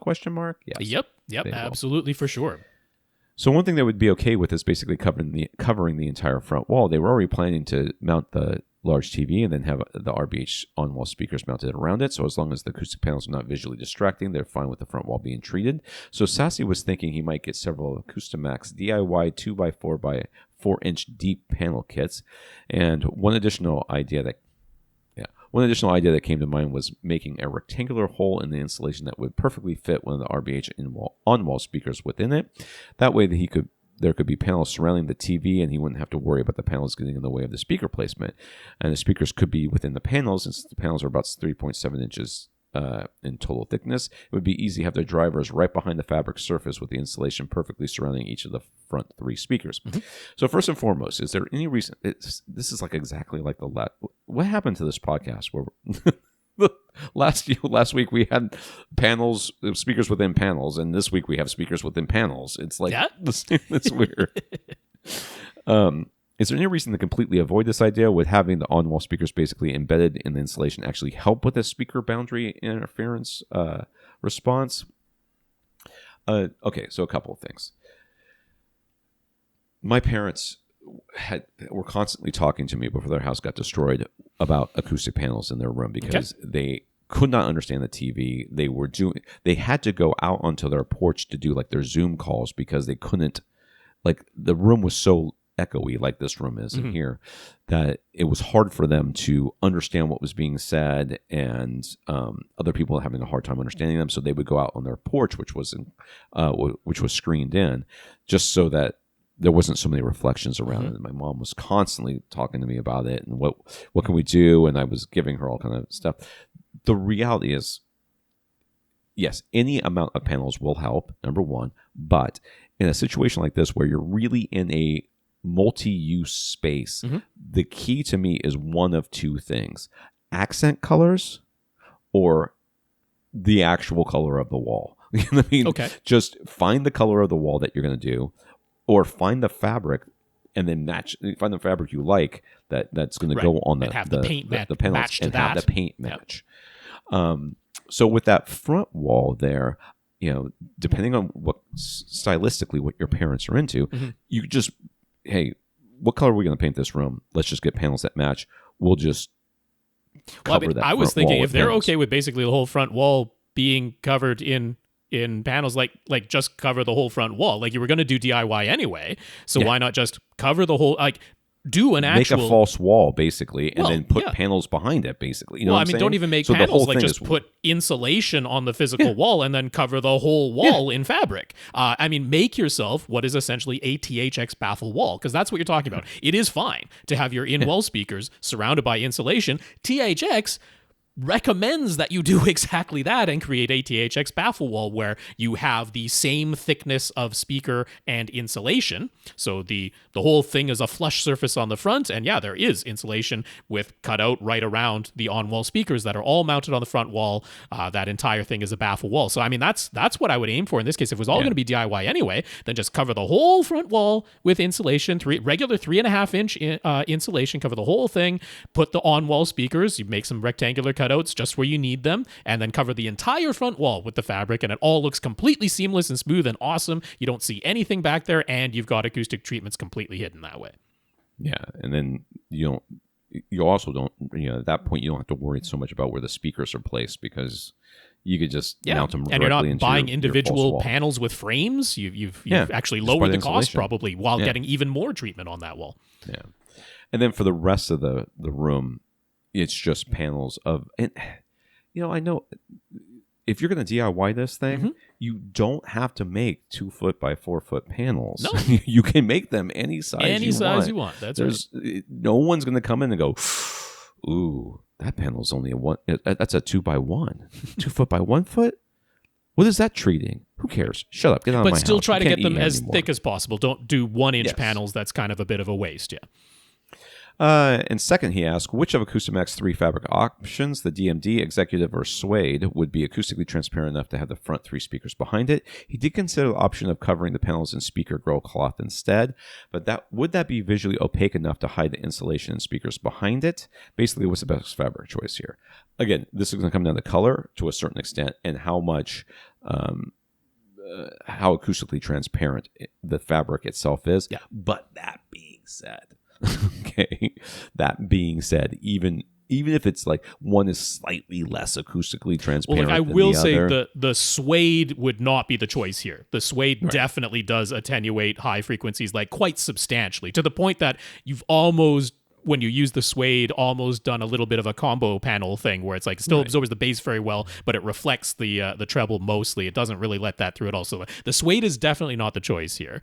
The Executive is like by the measurements really close to the Guilford of Maine fabrics, which would be the like if you're going to a regular fabric store, if you got the Guilford of Maine fabric, that's the one that's like pretty much completely acoustically transparent, and the Executive fabric matches that really closely. So if you are doing the pre-bundled packages from Acoustimac, then I would opt for the Executive fabric here. That is the most acoustically transparent. But again, if you just forget about the actual panels with frames and everything, just cover the whole front wall, make it a baffle wall, I would just go to a fabric store, get some Guilford of Maine of the color that you like, and you're going to be A-okay. Or whatever is acoustically transparent enough for you. I mean, because that's what it comes down to. The cost of this can make in getting the right color. As far as speaker grill cloth being transparent enough or being opaque enough, visually. I mean, there's no problems with that. You're not going to have any light sources behind the fabric, so that's the thing you have to worry about more than anything. It's you're not going to see through it. It's going to the blacknesses of or whatever color you get. Unless you got like super white and then stretched it really thin. Right. I mean, I guess you could. Again, anybody can make anything happen they really want to have happen. But generally speaking, I mean, I had black fabric with white batting behind it because I was worried about insulation coming through and blah, blah, blah. Back in the day, we were still worried about that. And then I built my panels with that. So I had a white cotton, I had the black speaker cloth, the white cotton batting, and then the insulation. And you're like, okay, well, if you're going to see anything, you're going to see that white reflecting through it. You never saw it.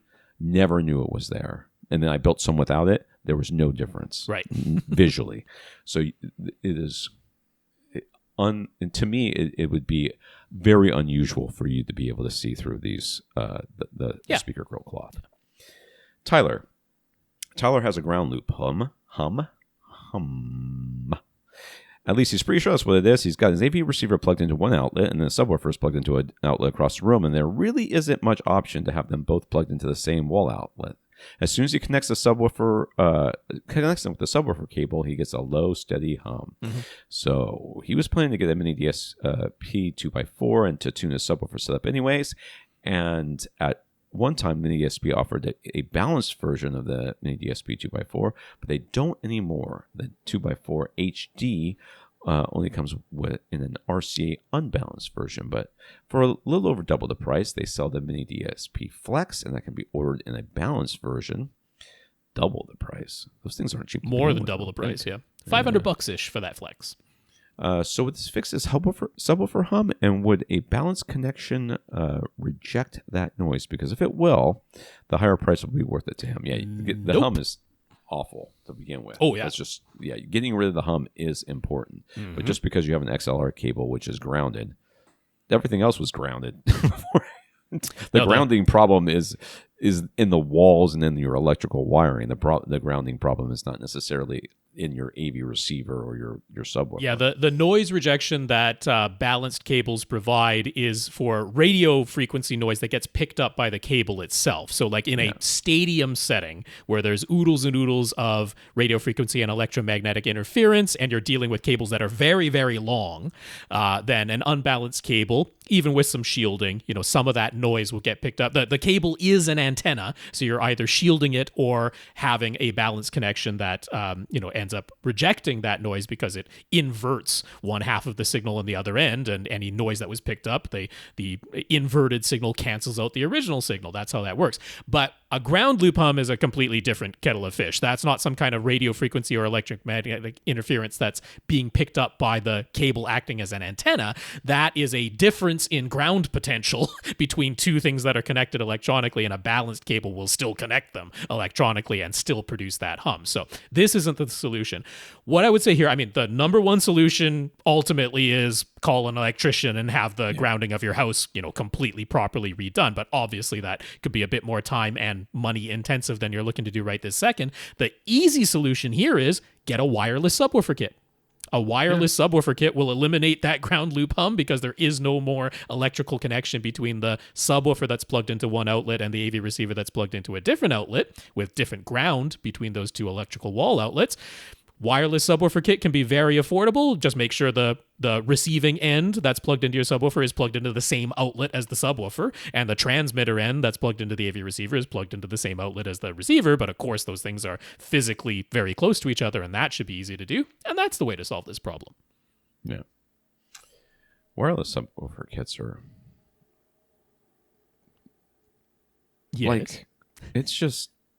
it's nice that we have options like that now. Yep. It wasn't that long ago where the solution was, I don't know, man, put them both at the front of the room. Karl understands that Tom and Rob are favoring very large flat screen displays whenever possible these days. Karl and his wife simply prefer the look of a projected image when watching movies. Hey, believe me, I literally do not care what kind of TV you have. And I'm happy that if it is no skin off. I'm not offended. I don't think that you're making a bad decision by going with a projector. Not at all. That's what you like. That's what you like. You got to remember, for years and years and years, we recommended. I wanted to get the biggest TV they make is 56 inches. Right. And I sit 20 feet away. Right. What can I do? I'm like, you can buy a projector.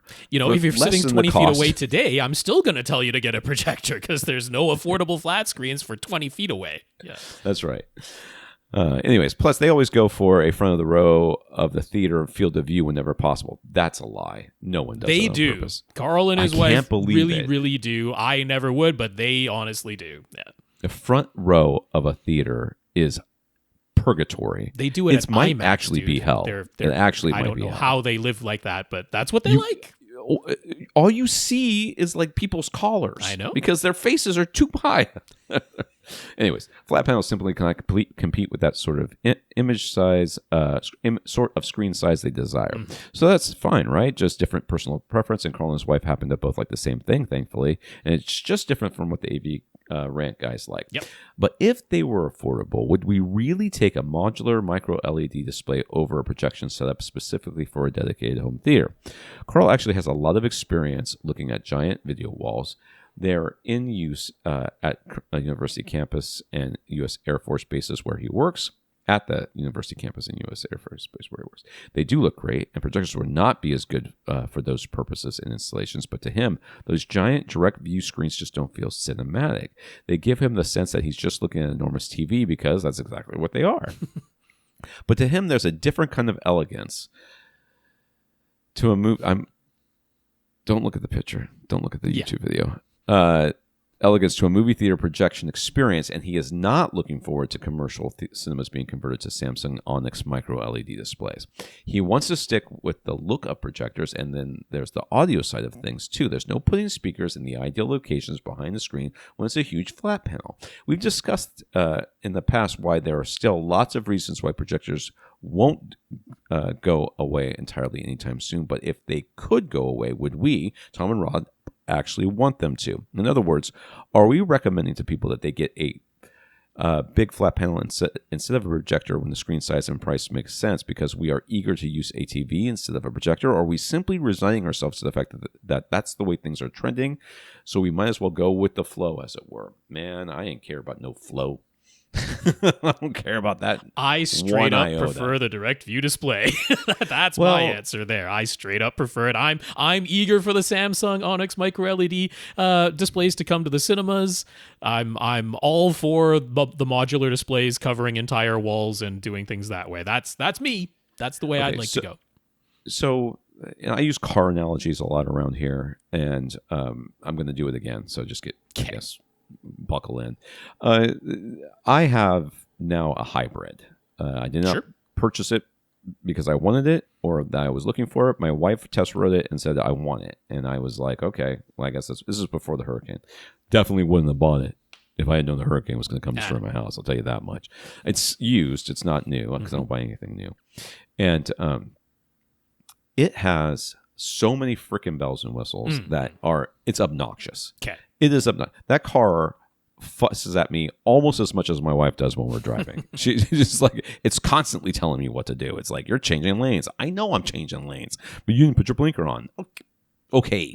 You know, it's got paddle shifters, but they don't actually shift. No. Because there's nothing to shift with. There's no stick to shift it with, right? It's just buttons. You press drive or rewind, back, reverse, or whatever, right? You just press these buttons, and then like the parking brake is a button. Yep. I think that's electronic parking brake. Some of that, you lose some of that kinetic feel you get from driving. It's probably drive-by-wire too. The wheel probably isn't physically connected to anything. Yeah, it probably isn't. I'll be honest with you, Rob. It's very annoying.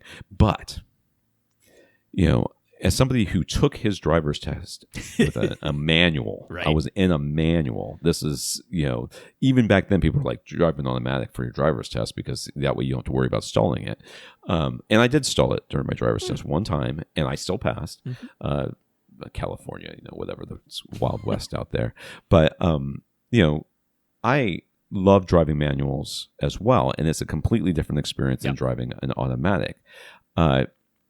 But at some point, you're just sitting in a car going from one place to another. Okay. You're not shifting. You're not pressing buttons. Your car's not reminding you that it's stupid and that you don't know what you're doing. You're just driving. Okay. And that's what this is. Okay. You know, you're like, I prefer projectors because of the cinematic feel, blah, blah. You say you do, and I believe that you do, but I think that if you really here's one that's a projector in the same room. There's a projector, and then there's a direct view TV that are exactly the same size. And after a few minutes of watching whatever you're watching, you would prefer the one that had the better picture and that was brighter and had better contrast and everything else. And that's what you would prefer, because that cinematic feel is just nonsense. That's just some sort of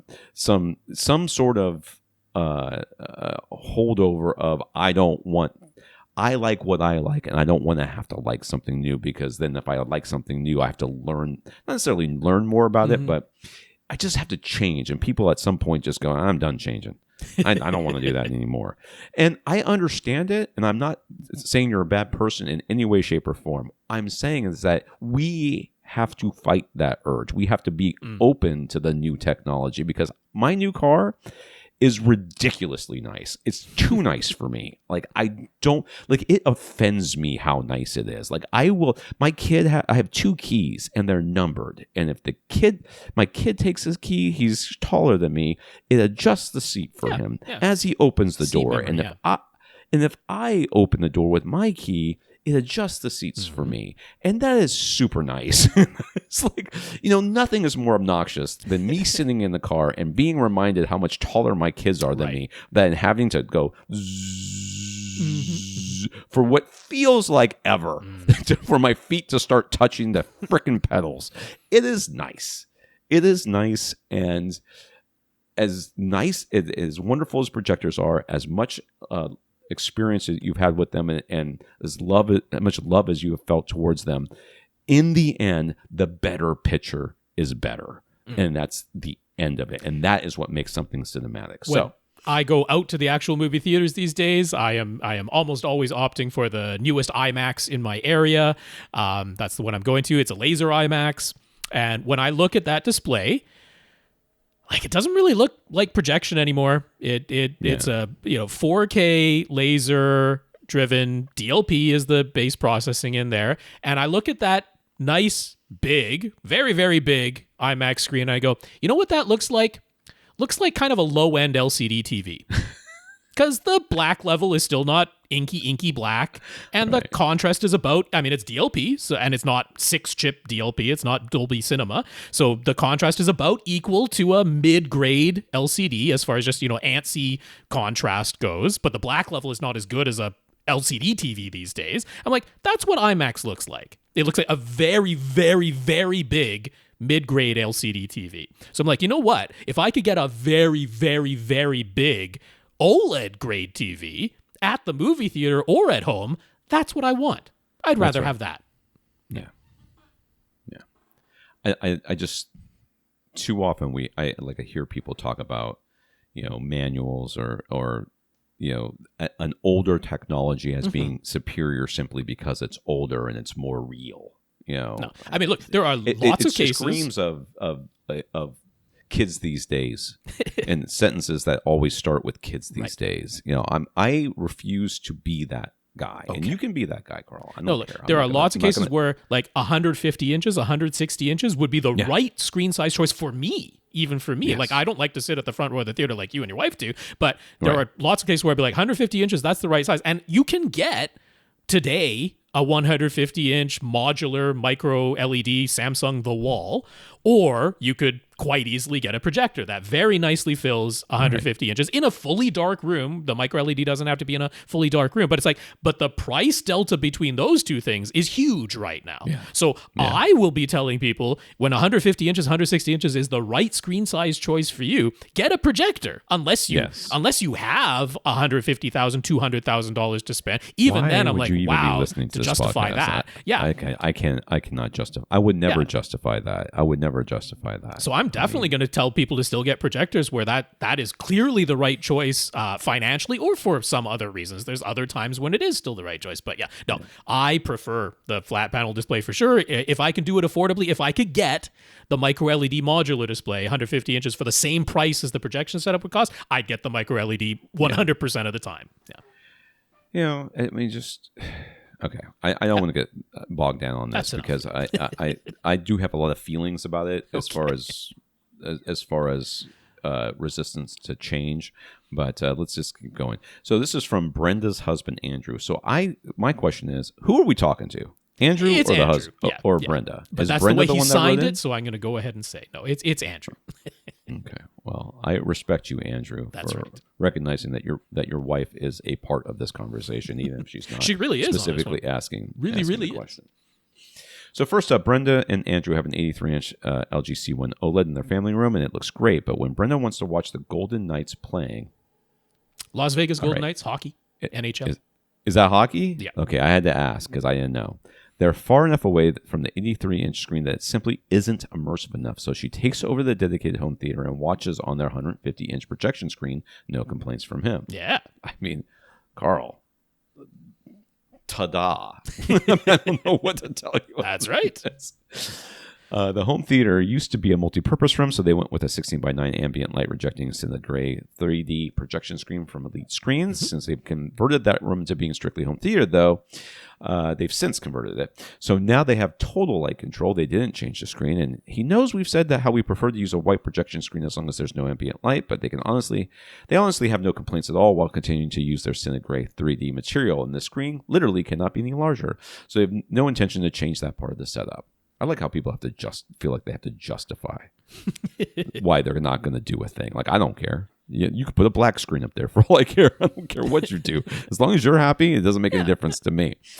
The way I describe it to people sometimes is they're like, oh, this screen looks great to me. I think it looks great. I know you're recommending a different screen, but this one I think looks great. I'm like, well, if you had walked around barefoot all your life and then someone gave you a pair of shoes and you started wearing them, you go like, this is great. I'm not stepping on rocks anymore. There's no more poop on my feet. I'm not getting, rashes from things. There's no, stickers going into my toes. You would think it was great. And then if you went out and got a different pair of shoes based on somebody saying, hey, you know what? Those shoes aren't that great. You should get these other shoes. And you got the other shoes. You would look at that first pair of shoes and go, why were you so terrible to me? I see. Not that this is a terrible versus good comparison. No, this is different levels of good. Right. And so you would look at those shoes and go, wow, you did help a lot. I just didn't know that you could have been better. And now that I know that you could have been better, I'm now looking at you going, wow, why did I put up with that now that I know the difference? And that's where I would land on this conversation here. Like, you're like, I love my Cinda Gray screen and I'm not going to change it. Fine, I don't care. Keep walking around in your bad shoes that don't fit you.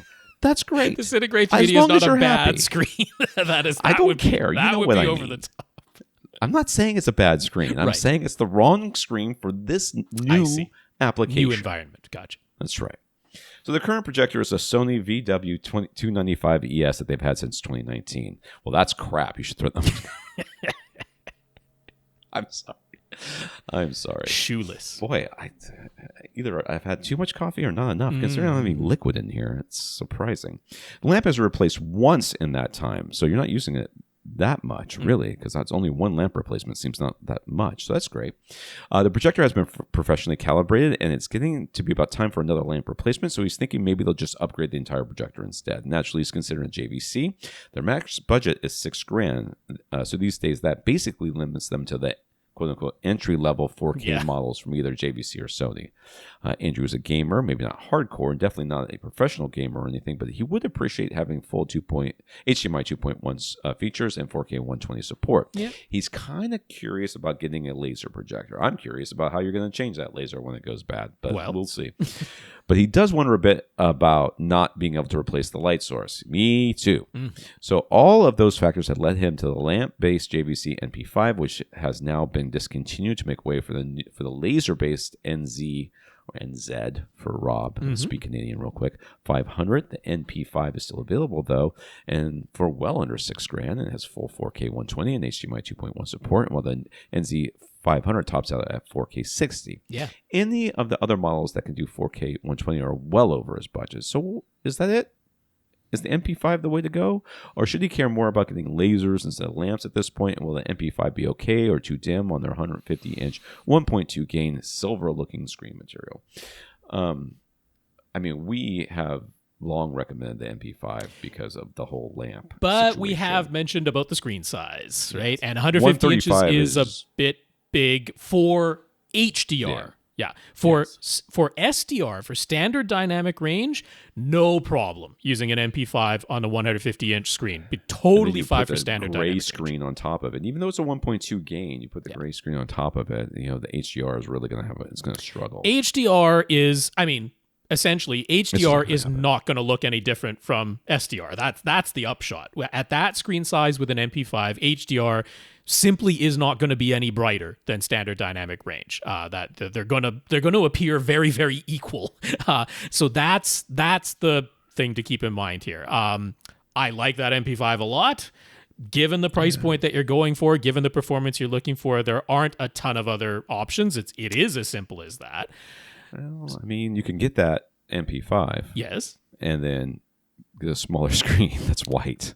And sit closer to it. Sit closer right. to it. That. I mean, and then you actually, all the way around, you still spend less than $6,000 almost certainly. Yes. I know that's not the answer you want. And maybe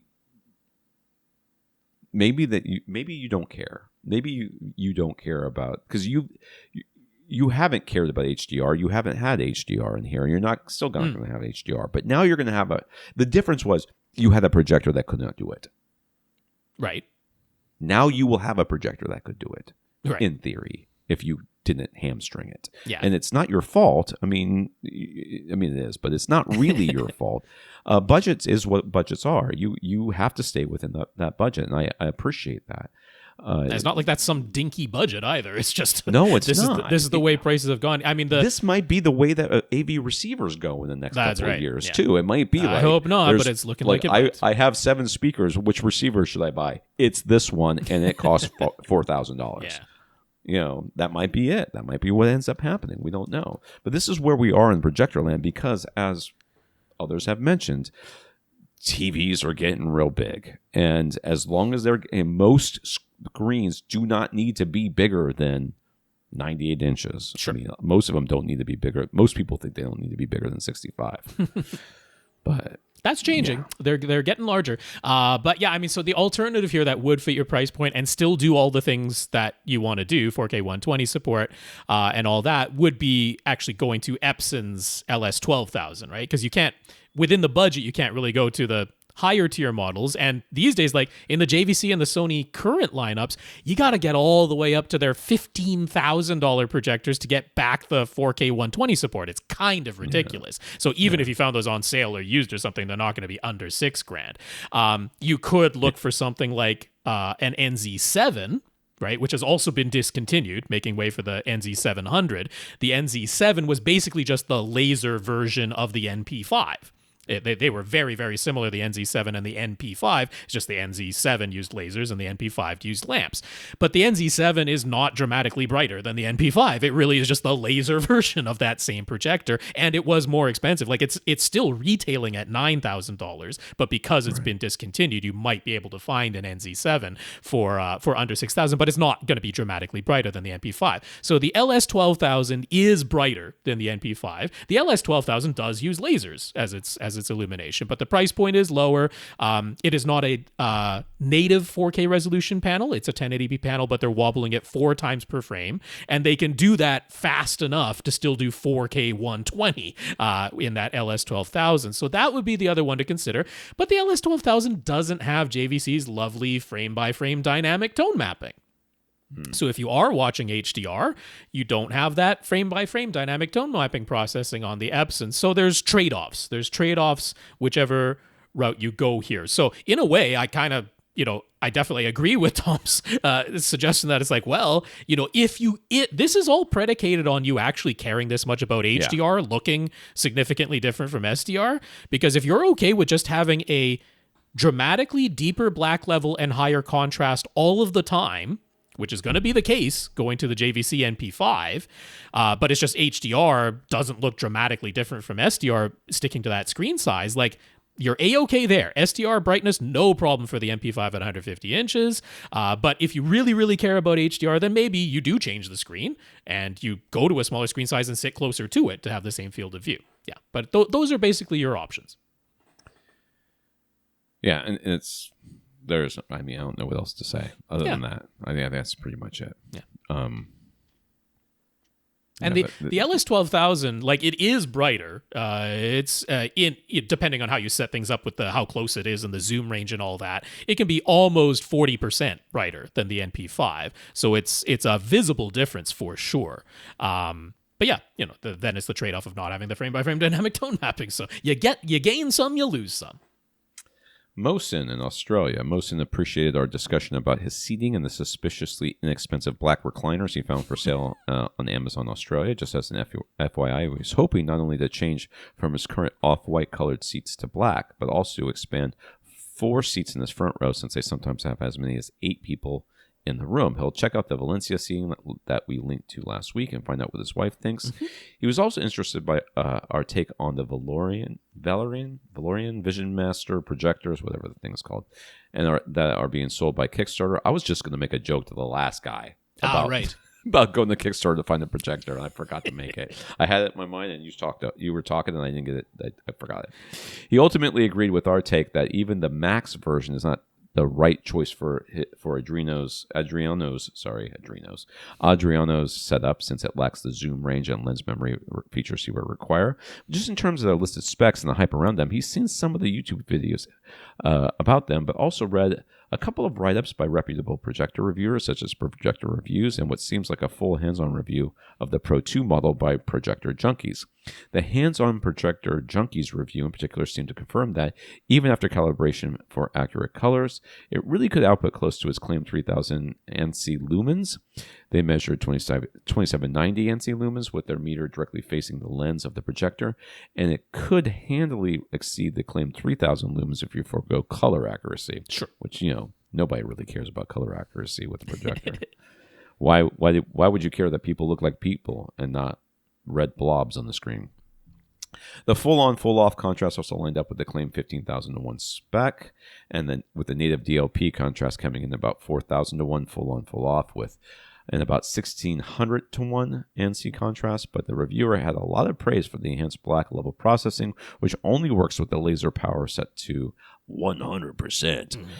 But from there, it analyzes the on-screen content and dims the laser whenever it can in order to deepen the black level while adjusting the gamma frame by frame in order to preserve proper shadow detail and overall average picture level. With a MediaTek Pentonic 700 system on chip on board, it has similar image processing power to higher-end flat panel TVs, so it's able to provide this level of frame-by-frame adjustment. And it works for HDR too, with frame-by-frame dynamic tone mapping. So in the end, the reviewer thought it delivered unmatched dark scene performance for a DLP projector while rivaling his ultra-short throw projector for lights-on performance. There's no end quote there, but I imagine that's where the end quote goes. They did point out how the enhanced black level processing requiring the laser to be set to 100% resulted in SDR actually being too bright unless you have a larger than average screen. But Valerion is supposedly working on a firmware update to address that. Don't ever wait for firmware updates. Right. And they did run into some operational bugs as well as visible laser speckle. But subjectively, they thought it could stand up to Jony and JVC's projectors while being a lot smaller and less expensive. So Mohsen is curious what we make of those write-ups and if the information they are presenting is false or misleading. Would companies like Epson and JVC take action as they have about the claims of other projectors in the past? I guarantee you Epson will.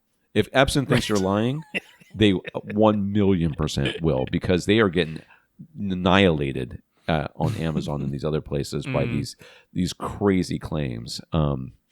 And I know I have a little bit of insider knowledge from a secondhand source sort of thing. That's like there were people within these companies saying, "Listen, this claim is not accurate. Mm-hmm. We cannot say this," and they ran with it anyways, and then they did get sued for it. So Epson will almost certainly, if they feel like it's a big enough threat to their business model, they will do something about it. I don't know about JVC, but Epson certainly will, because Epson is, while they are not like an entry-level projector within the world of home theater, they are kind of the entry, BenQ, right? Epson, they're kind of the go-to. So they do have something to lose in this. And they have fight. Projectors with very similar form factor, this lifestyle type of form factor to these for sure. So they have direct head-to-head competition. The Projector Reviews write-up, that was not a review. Like, I know the website is projectorreviews.com, and they are definitely a trusted source for reviews. But that was one of those, Tom is familiar where you take the press release overview, and then you, what have you called it? Like de-press release? I de-press release it. Yeah. You take out the first line, which is, you leave the name of the company in the first line. Valerion, the market leader for this and that, and also has the biggest, baddest engine in their car, has released this projector. So you take out what's between the two commas, and then the second paragraph is always a quote from somebody there. And then the third paragraph is actual information, and the fourth paragraph is usually crap that you delete, and then the last paragraph is where or when it's going to be released and how much it's going to cost. So the Projector Reviews write-up was that, because, I mean, it was in their AV News section. It was not in their reviews section. So that was a rewritten press release, that one. The Projector Junkies one, that really was hands-on, and he took his own measurements and all that sort of stuff. And so, look, I mean, is that ANSI lumen measured output even calibrated? Because I mean, the 3000, when it's uncalibrated and everything has an incredibly green cast to it, that's not super surprising. We see that in all projectors where you can get lumens out of this thing. Whether they'll look like what you want them to look like, who knows, but you can do that. But with the calibrated being, kind of close, that was with the zoom range at its maximum wide angle, right? So, which is always the case. That is with the laser at 100%, of course, as bright as you can. But that is higher than I might have expected it to actually measure. I might have expected it to measure around 1900 or something like that. So good on them. I mean, that seems legitimate that they really did get this higher light output figure. The enhanced black level processing, I mean, they're not making no bones about it. It is manipulating the image to make it subjectively look like it has darker black levels and higher contrast. Pointed out how if you have a scene with average picture level that is brighter and you still have black bars on the screen, it's a 2.35 to 1 and you still have black bars, you can see the difference in the black bars. The level of those black bars rises and lowers as the movie is progressing, because if you get to a low average picture level scene, it can dim the entire laser. This is global dimming. That's what this thing is. It's global, not local dimming. You can't do it in little sections. It's global dimming. They can dim the entire laser. When you get to a overall dim scene, the black bars get blacker because the whole laser got dimmer. But then to not have the shadow detail completely crushed, they frame by frame manipulate the gamma. They're manipulating the image and subjectively doing a good job of it. Like, all of that's fine. I have no problem with all of that. They're working within the limitations of the DLP technology as the basic chip, the light engine that they have. We have these new, less expensive system on chips that can now be afforded and provide quite a bit of processing power in there. And it's like, yeah, you know what? LCD TVs are doing stuff like that too, right? If they don't have full array local dimming, or even if they do, they are manipulating other parts of the contrast of the image to try and get you that maximum deepest black level, highest contrast, brightest peaks, all of those things. That type of manipulation is happening. So I've no doubt that you put this up against an ultra short throw projector, which is also going to be DLP, also going to be laser driven, going to be quite similar inside, honestly, just a completely different lens system. And like, this stacks up really well. I like, that's not a lie. I don't think this person is the least bit lying about any of that, or misleading. I think if you got this projector for the price that you're paying and you're coming from something that is lesser, you're going to be like, wow, that's really impressive. Like, I think this is probably going to be a good looking projector. Like, just on that flat first blush, is this good looking or bad looking? I bet this is a good looking projector. I don't doubt any of that.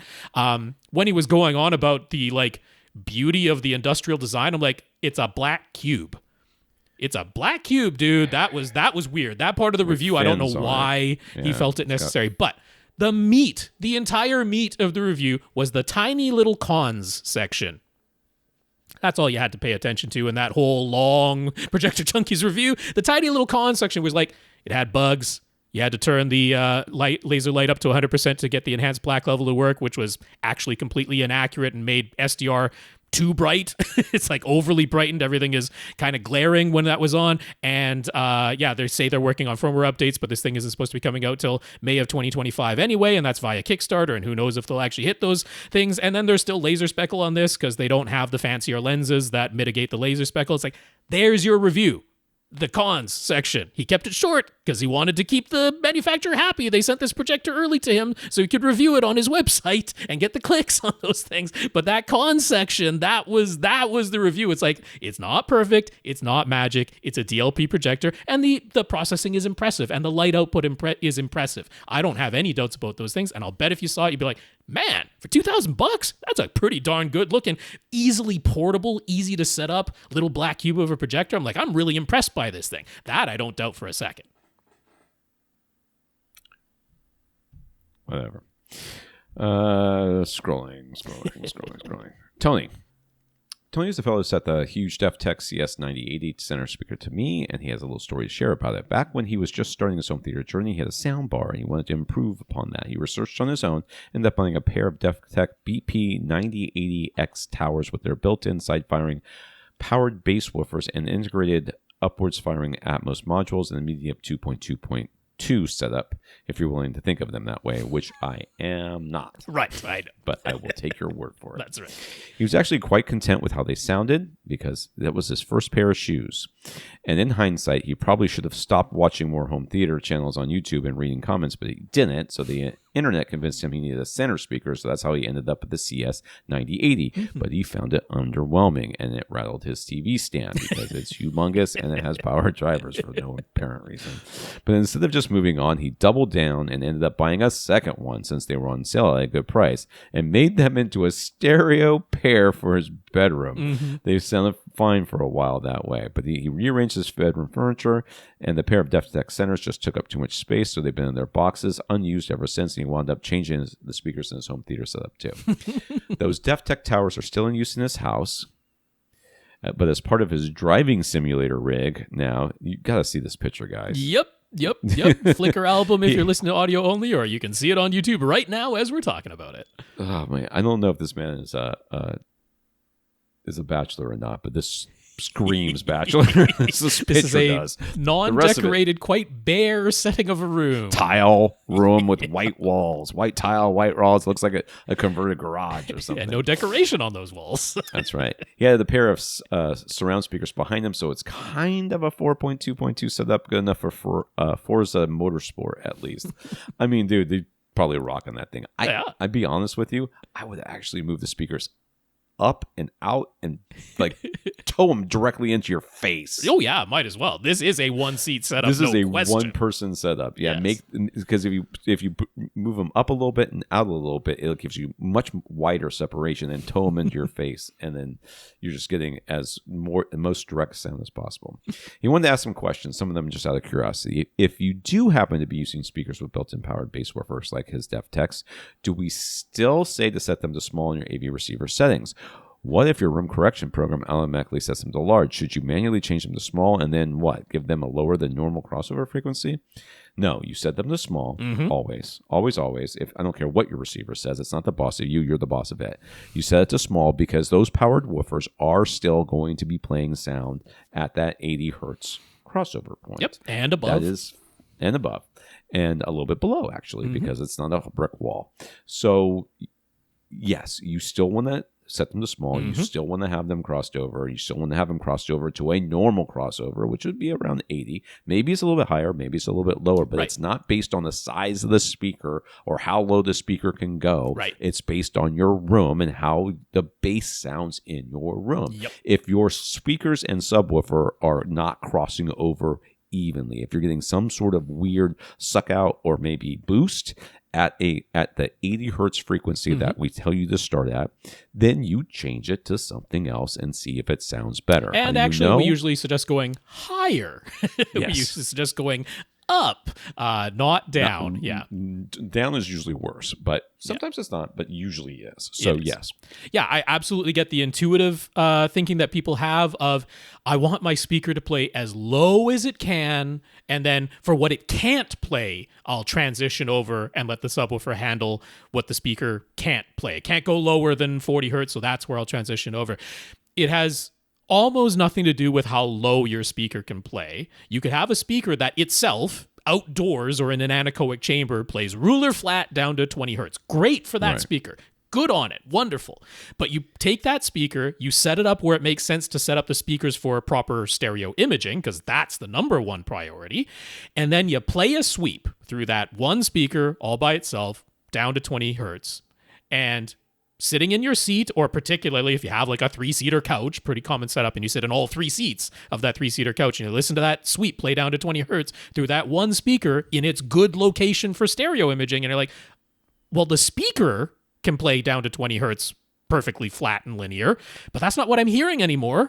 I got this speaker into a room in its proper position, and now it starts sounding like a roller coaster in terms of volume at some point, right? Maybe that starts at 80 hertz, maybe it starts lower than 80 hertz, whatever it is, but at some point it's not sounding uniform and linear anymore. That's all because of room interaction. So that's why we always set all our speakers to small. Doesn't matter how low the speaker can play. Great on that speaker if it can, but we still set it to small. We work bottom up. We want to set up like a pair or 4 subwoofers as ideally as we can, so that in all 3 seats of that 3-seater couch, we have nice, even, uniform bass response across our seats. And now that allows us to set the crossover frequency higher if we need to. We listen to that sweep through one speaker at a time. And it's like, how low can that speaker go before it starts sounding non-uniform from seat to seat? How low can that speaker play before the bass starts going up or down in volume in response to its position in the room? And we cross it over to the subwoofer above that point. And that's the approach that we take. He's heard about Dirac's new ART, or active room treatment system. Is supposed to use the bass output from all of your speakers to actively address the bass response in your room. So they recommend using full range speakers in every position if possible. Mm-hmm. So is that a good argument for speakers with designs like his DefTechs? Would having large powered bass woofers in every speaker help to maximize performance of Dirac's ART system? Unfortunately, most speakers that have woofers that are designed, powered woofers or designed to be these sort of high-end audio solutions are normally not really ever getting down to 20 hertz, not cleanly. So in theory, you're saying here, in theory, if that speaker did in fact reach all the way down to 20 hertz, mm-hmm. would Dirac's ART system be an argument for buying that speaker? The answer is yes. Mm-hmm. But almost certainly it would be cheaper and easier to buy a dedicated subwoofer and a bookshelf speaker and stack them on top of each other. Mm-hmm. In that same situation. You could get, depending on the size of the room, of course, you could get a bunch of SVS subs and just stack them all around with with the bookshelf on top. And then you start getting into, okay, so now I've put 5 or 7 subwoofers in this room, spread around the room, because your speakers are going to be spread around the room. And it's like, well, if I just got 4 instead of 5 or 7, and I use Dirac's own bass optimization, right? Their Dirac Live bass control, and I did it in that traditional setup, how different are things sounding between having the traditional 4 subwoofers set up at the midpoints or at the 4 corners of the room, spread around the room, versus having 5 or 7 and then having them all play full range and using the Dirac ART. Now, the argument is that with Dirac ART, that consistency, that uniformity from seat to seat is improved to an even higher frequency range, right? All the way up through the entire bass range, like we're talking all the way up to 500 hertz. Whereas, of course, with a 4 subwoofer system, if you are using a traditional 80 hertz crossover, you're not necessarily getting that benefit of the full uniformity across all your seats. Like we're talking, 2-3 row type of theaters, multiple seats, and trying to get that all the way up through the entire bass range, even to the upper bass. It's like Dirac ART could definitely still have some benefits there, potentially. But yeah, I agree with Tom. If I'm going to do this, I want to have if it's going to be full range, I want it to be full range. Truly full range. That means all the way down to 20 hertz at all of those positions. So you're probably going to be better off having actual subwoofers handling those things. People have loved this idea of full range speakers all around them for so long. This is giving a great excuse. If that's what people want to do, then Dirac is giving them the excuse to do that. I have no problem with that. I don't think it's the best use of money. I don't think it's the best way to budget and prioritize, personally. But if that's what you have, solution in search of a problem. Yeah. As far If you've been dreaming of this, then fine. But do it that way. I think the money that you spend on this whole system, you can get as good, if not better, by just getting regular DRAC, and room treatments and properly placed subwoofers. On a different topic, he's got an Apple TV 4K plugged into his Onkyo RZ50 receiver. Sometimes he uses it to play Apple Music, and he actually really enjoys quite a few of the Dolby's Atmos music selections that are available. Since he's just playing music and doesn't need the TV on, he's tried using the setup with the TV off. Apple TV does not like that. But if he does that, the music automatically stops after 2 minutes or so and only keeps playing if he keeps the TV turned on, even though it isn't really showing anything. So is that just an HDMI CC thing? Is there a way he can turn off his TV but continue listening to Apple Music on his Apple TV 4K? I don't see why HDMI CC would have anything to do with this. Yeah, this isn't CEC because that would turn the Apple TV 4K to standby immediately as soon as the TV is powered off. So this is, by default, the Apple TV 4K has a little power saving feature where it puts itself to sleep when it detects that there is no video signal being used anymore. That you can adjust. You can turn that to a never setting or turn it to something like, 4 hours where you're, if you're listening to music that much longer, then maybe you're okay reactivating it and waking it back up. But yeah, by default, it's set to like 5 minutes, so that's probably what's going on there. So yeah, that is a setting. That's in the power saving settings of your Apple TV 4K, and you can turn that to never or 4 hours or something like that, and that should allow you to keep using it the way you want to. There you go. He asks, can Dolby Atmos be sent via Bluetooth, and what about AirPlay 2? I don't think so. Not Bluetooth. There's no Atmos over Bluetooth. AirPlay 2, technically, yes. Because if you are sending a video signal with Atmos audio attached to it, that can all be sent over AirPlay 2. So that can work. Yeah, I guess that's about it.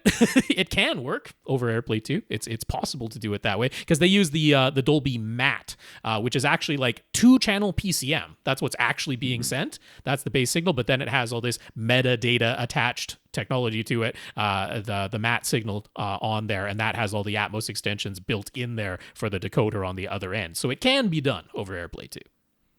So he's got an iPad and the MacBook, both with USB-C connections. If he wants to plug either of those into his Onkyo receiver, is it as simple as getting a USB-C to HDMI cable? No. It is possible. I mean, what are you trying? Is he trying to get audio out, or is he trying to get all of it out? Well, either way. Either way, it isn't quite that simple. With the iPad, there is a USB-C to HDMI adapter. That is an available dongle product that you can buy from Apple or from companies like Belkin have versions as well that are a little less expensive than the official Apple branded one, but there is a USB-C to HDMI adapter dongle, and that's what you would get for that. For the MacBook, I've never come across a MacBook that doesn't have at least one of its USB-C ports as a Thunderbolt port. So that's what you would actually use. You'd need Thunderbolt to HDMI. That would allow you to do it, but it does need to be Thunderbolt, not just USB-C. Is that the end of that? That's those questions. Okay, we're done. Okay, that means we have on our list for next week, first up, Brad and Max. Those are on the list, and anything that came in on Monday will be added to that, and everything that comes in throughout the week will be added as well, and we'll get to those next week. All right, we want to thank our listeners of the week. We want to thank Brad for going to avrant.com, clicking on the Buy Us a Cup of Coffee link, and sending a PayPal donation, as well as our 132 patrons over at patreon.com. That is right, Brad. Thank you so much for that PayPal donation. The continued donations that way are wonderful to see. And patreon.com/AVRant podcast is the place to go to make an automatic monthly donation to help with the behind-the-scenes costs of keeping AVRant going. So big thanks to our 132 patrons over there. Thank you, Infinite Gary, for letting me test out the movie code for him. Yeah, thank you, Gary.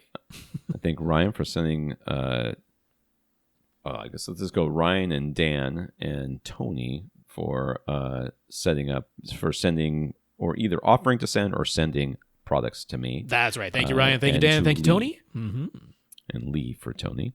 And Herb for connects noise control to possibly get some panels sent my way. Yeah, that'd be a big help. Jason Ehrlich, we did speak to him quite a while back at this point, but we did have an interview with Kinetics Noise Control. That was a fun interview, so thank you so much to Herb for, with everything that's going on his own personal level, and he's still looking for ways to help out, which is pretty darn tremendous. So Herb, can't thank you enough. That's wonderful. All thank you Jason, drag people, if you did not buy a microphone from Cross Spectrum Labs, just don't even listen to this podcast anymore. We don't love you. We also got some notes of gratitude from Sasi, Mark, Ilango, Karl, Brandon, Brenda's husband, Andrew, Dave, Jim, and Brad. Thank you for thanking us. That's right. And I'll say the names one more time. Sasi, Mark, Ilango, Karl, Brandon, Brenda's husband, Andrew, Dave, Jim, and Brad. Thank you all very, very much for your notes of gratitude and encouragement. They're very much appreciated. And a big, big thank you to everybody who continues to listen and send in your questions. For AVRant, I'm Tom Antry. And I'm Rob H. Now go out and listen to something.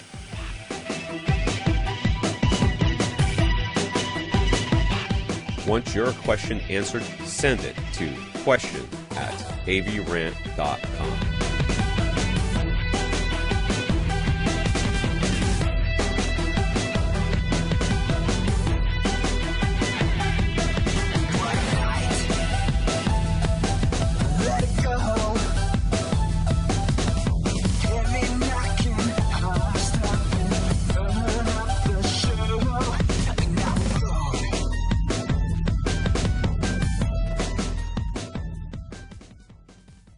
This is AVRant.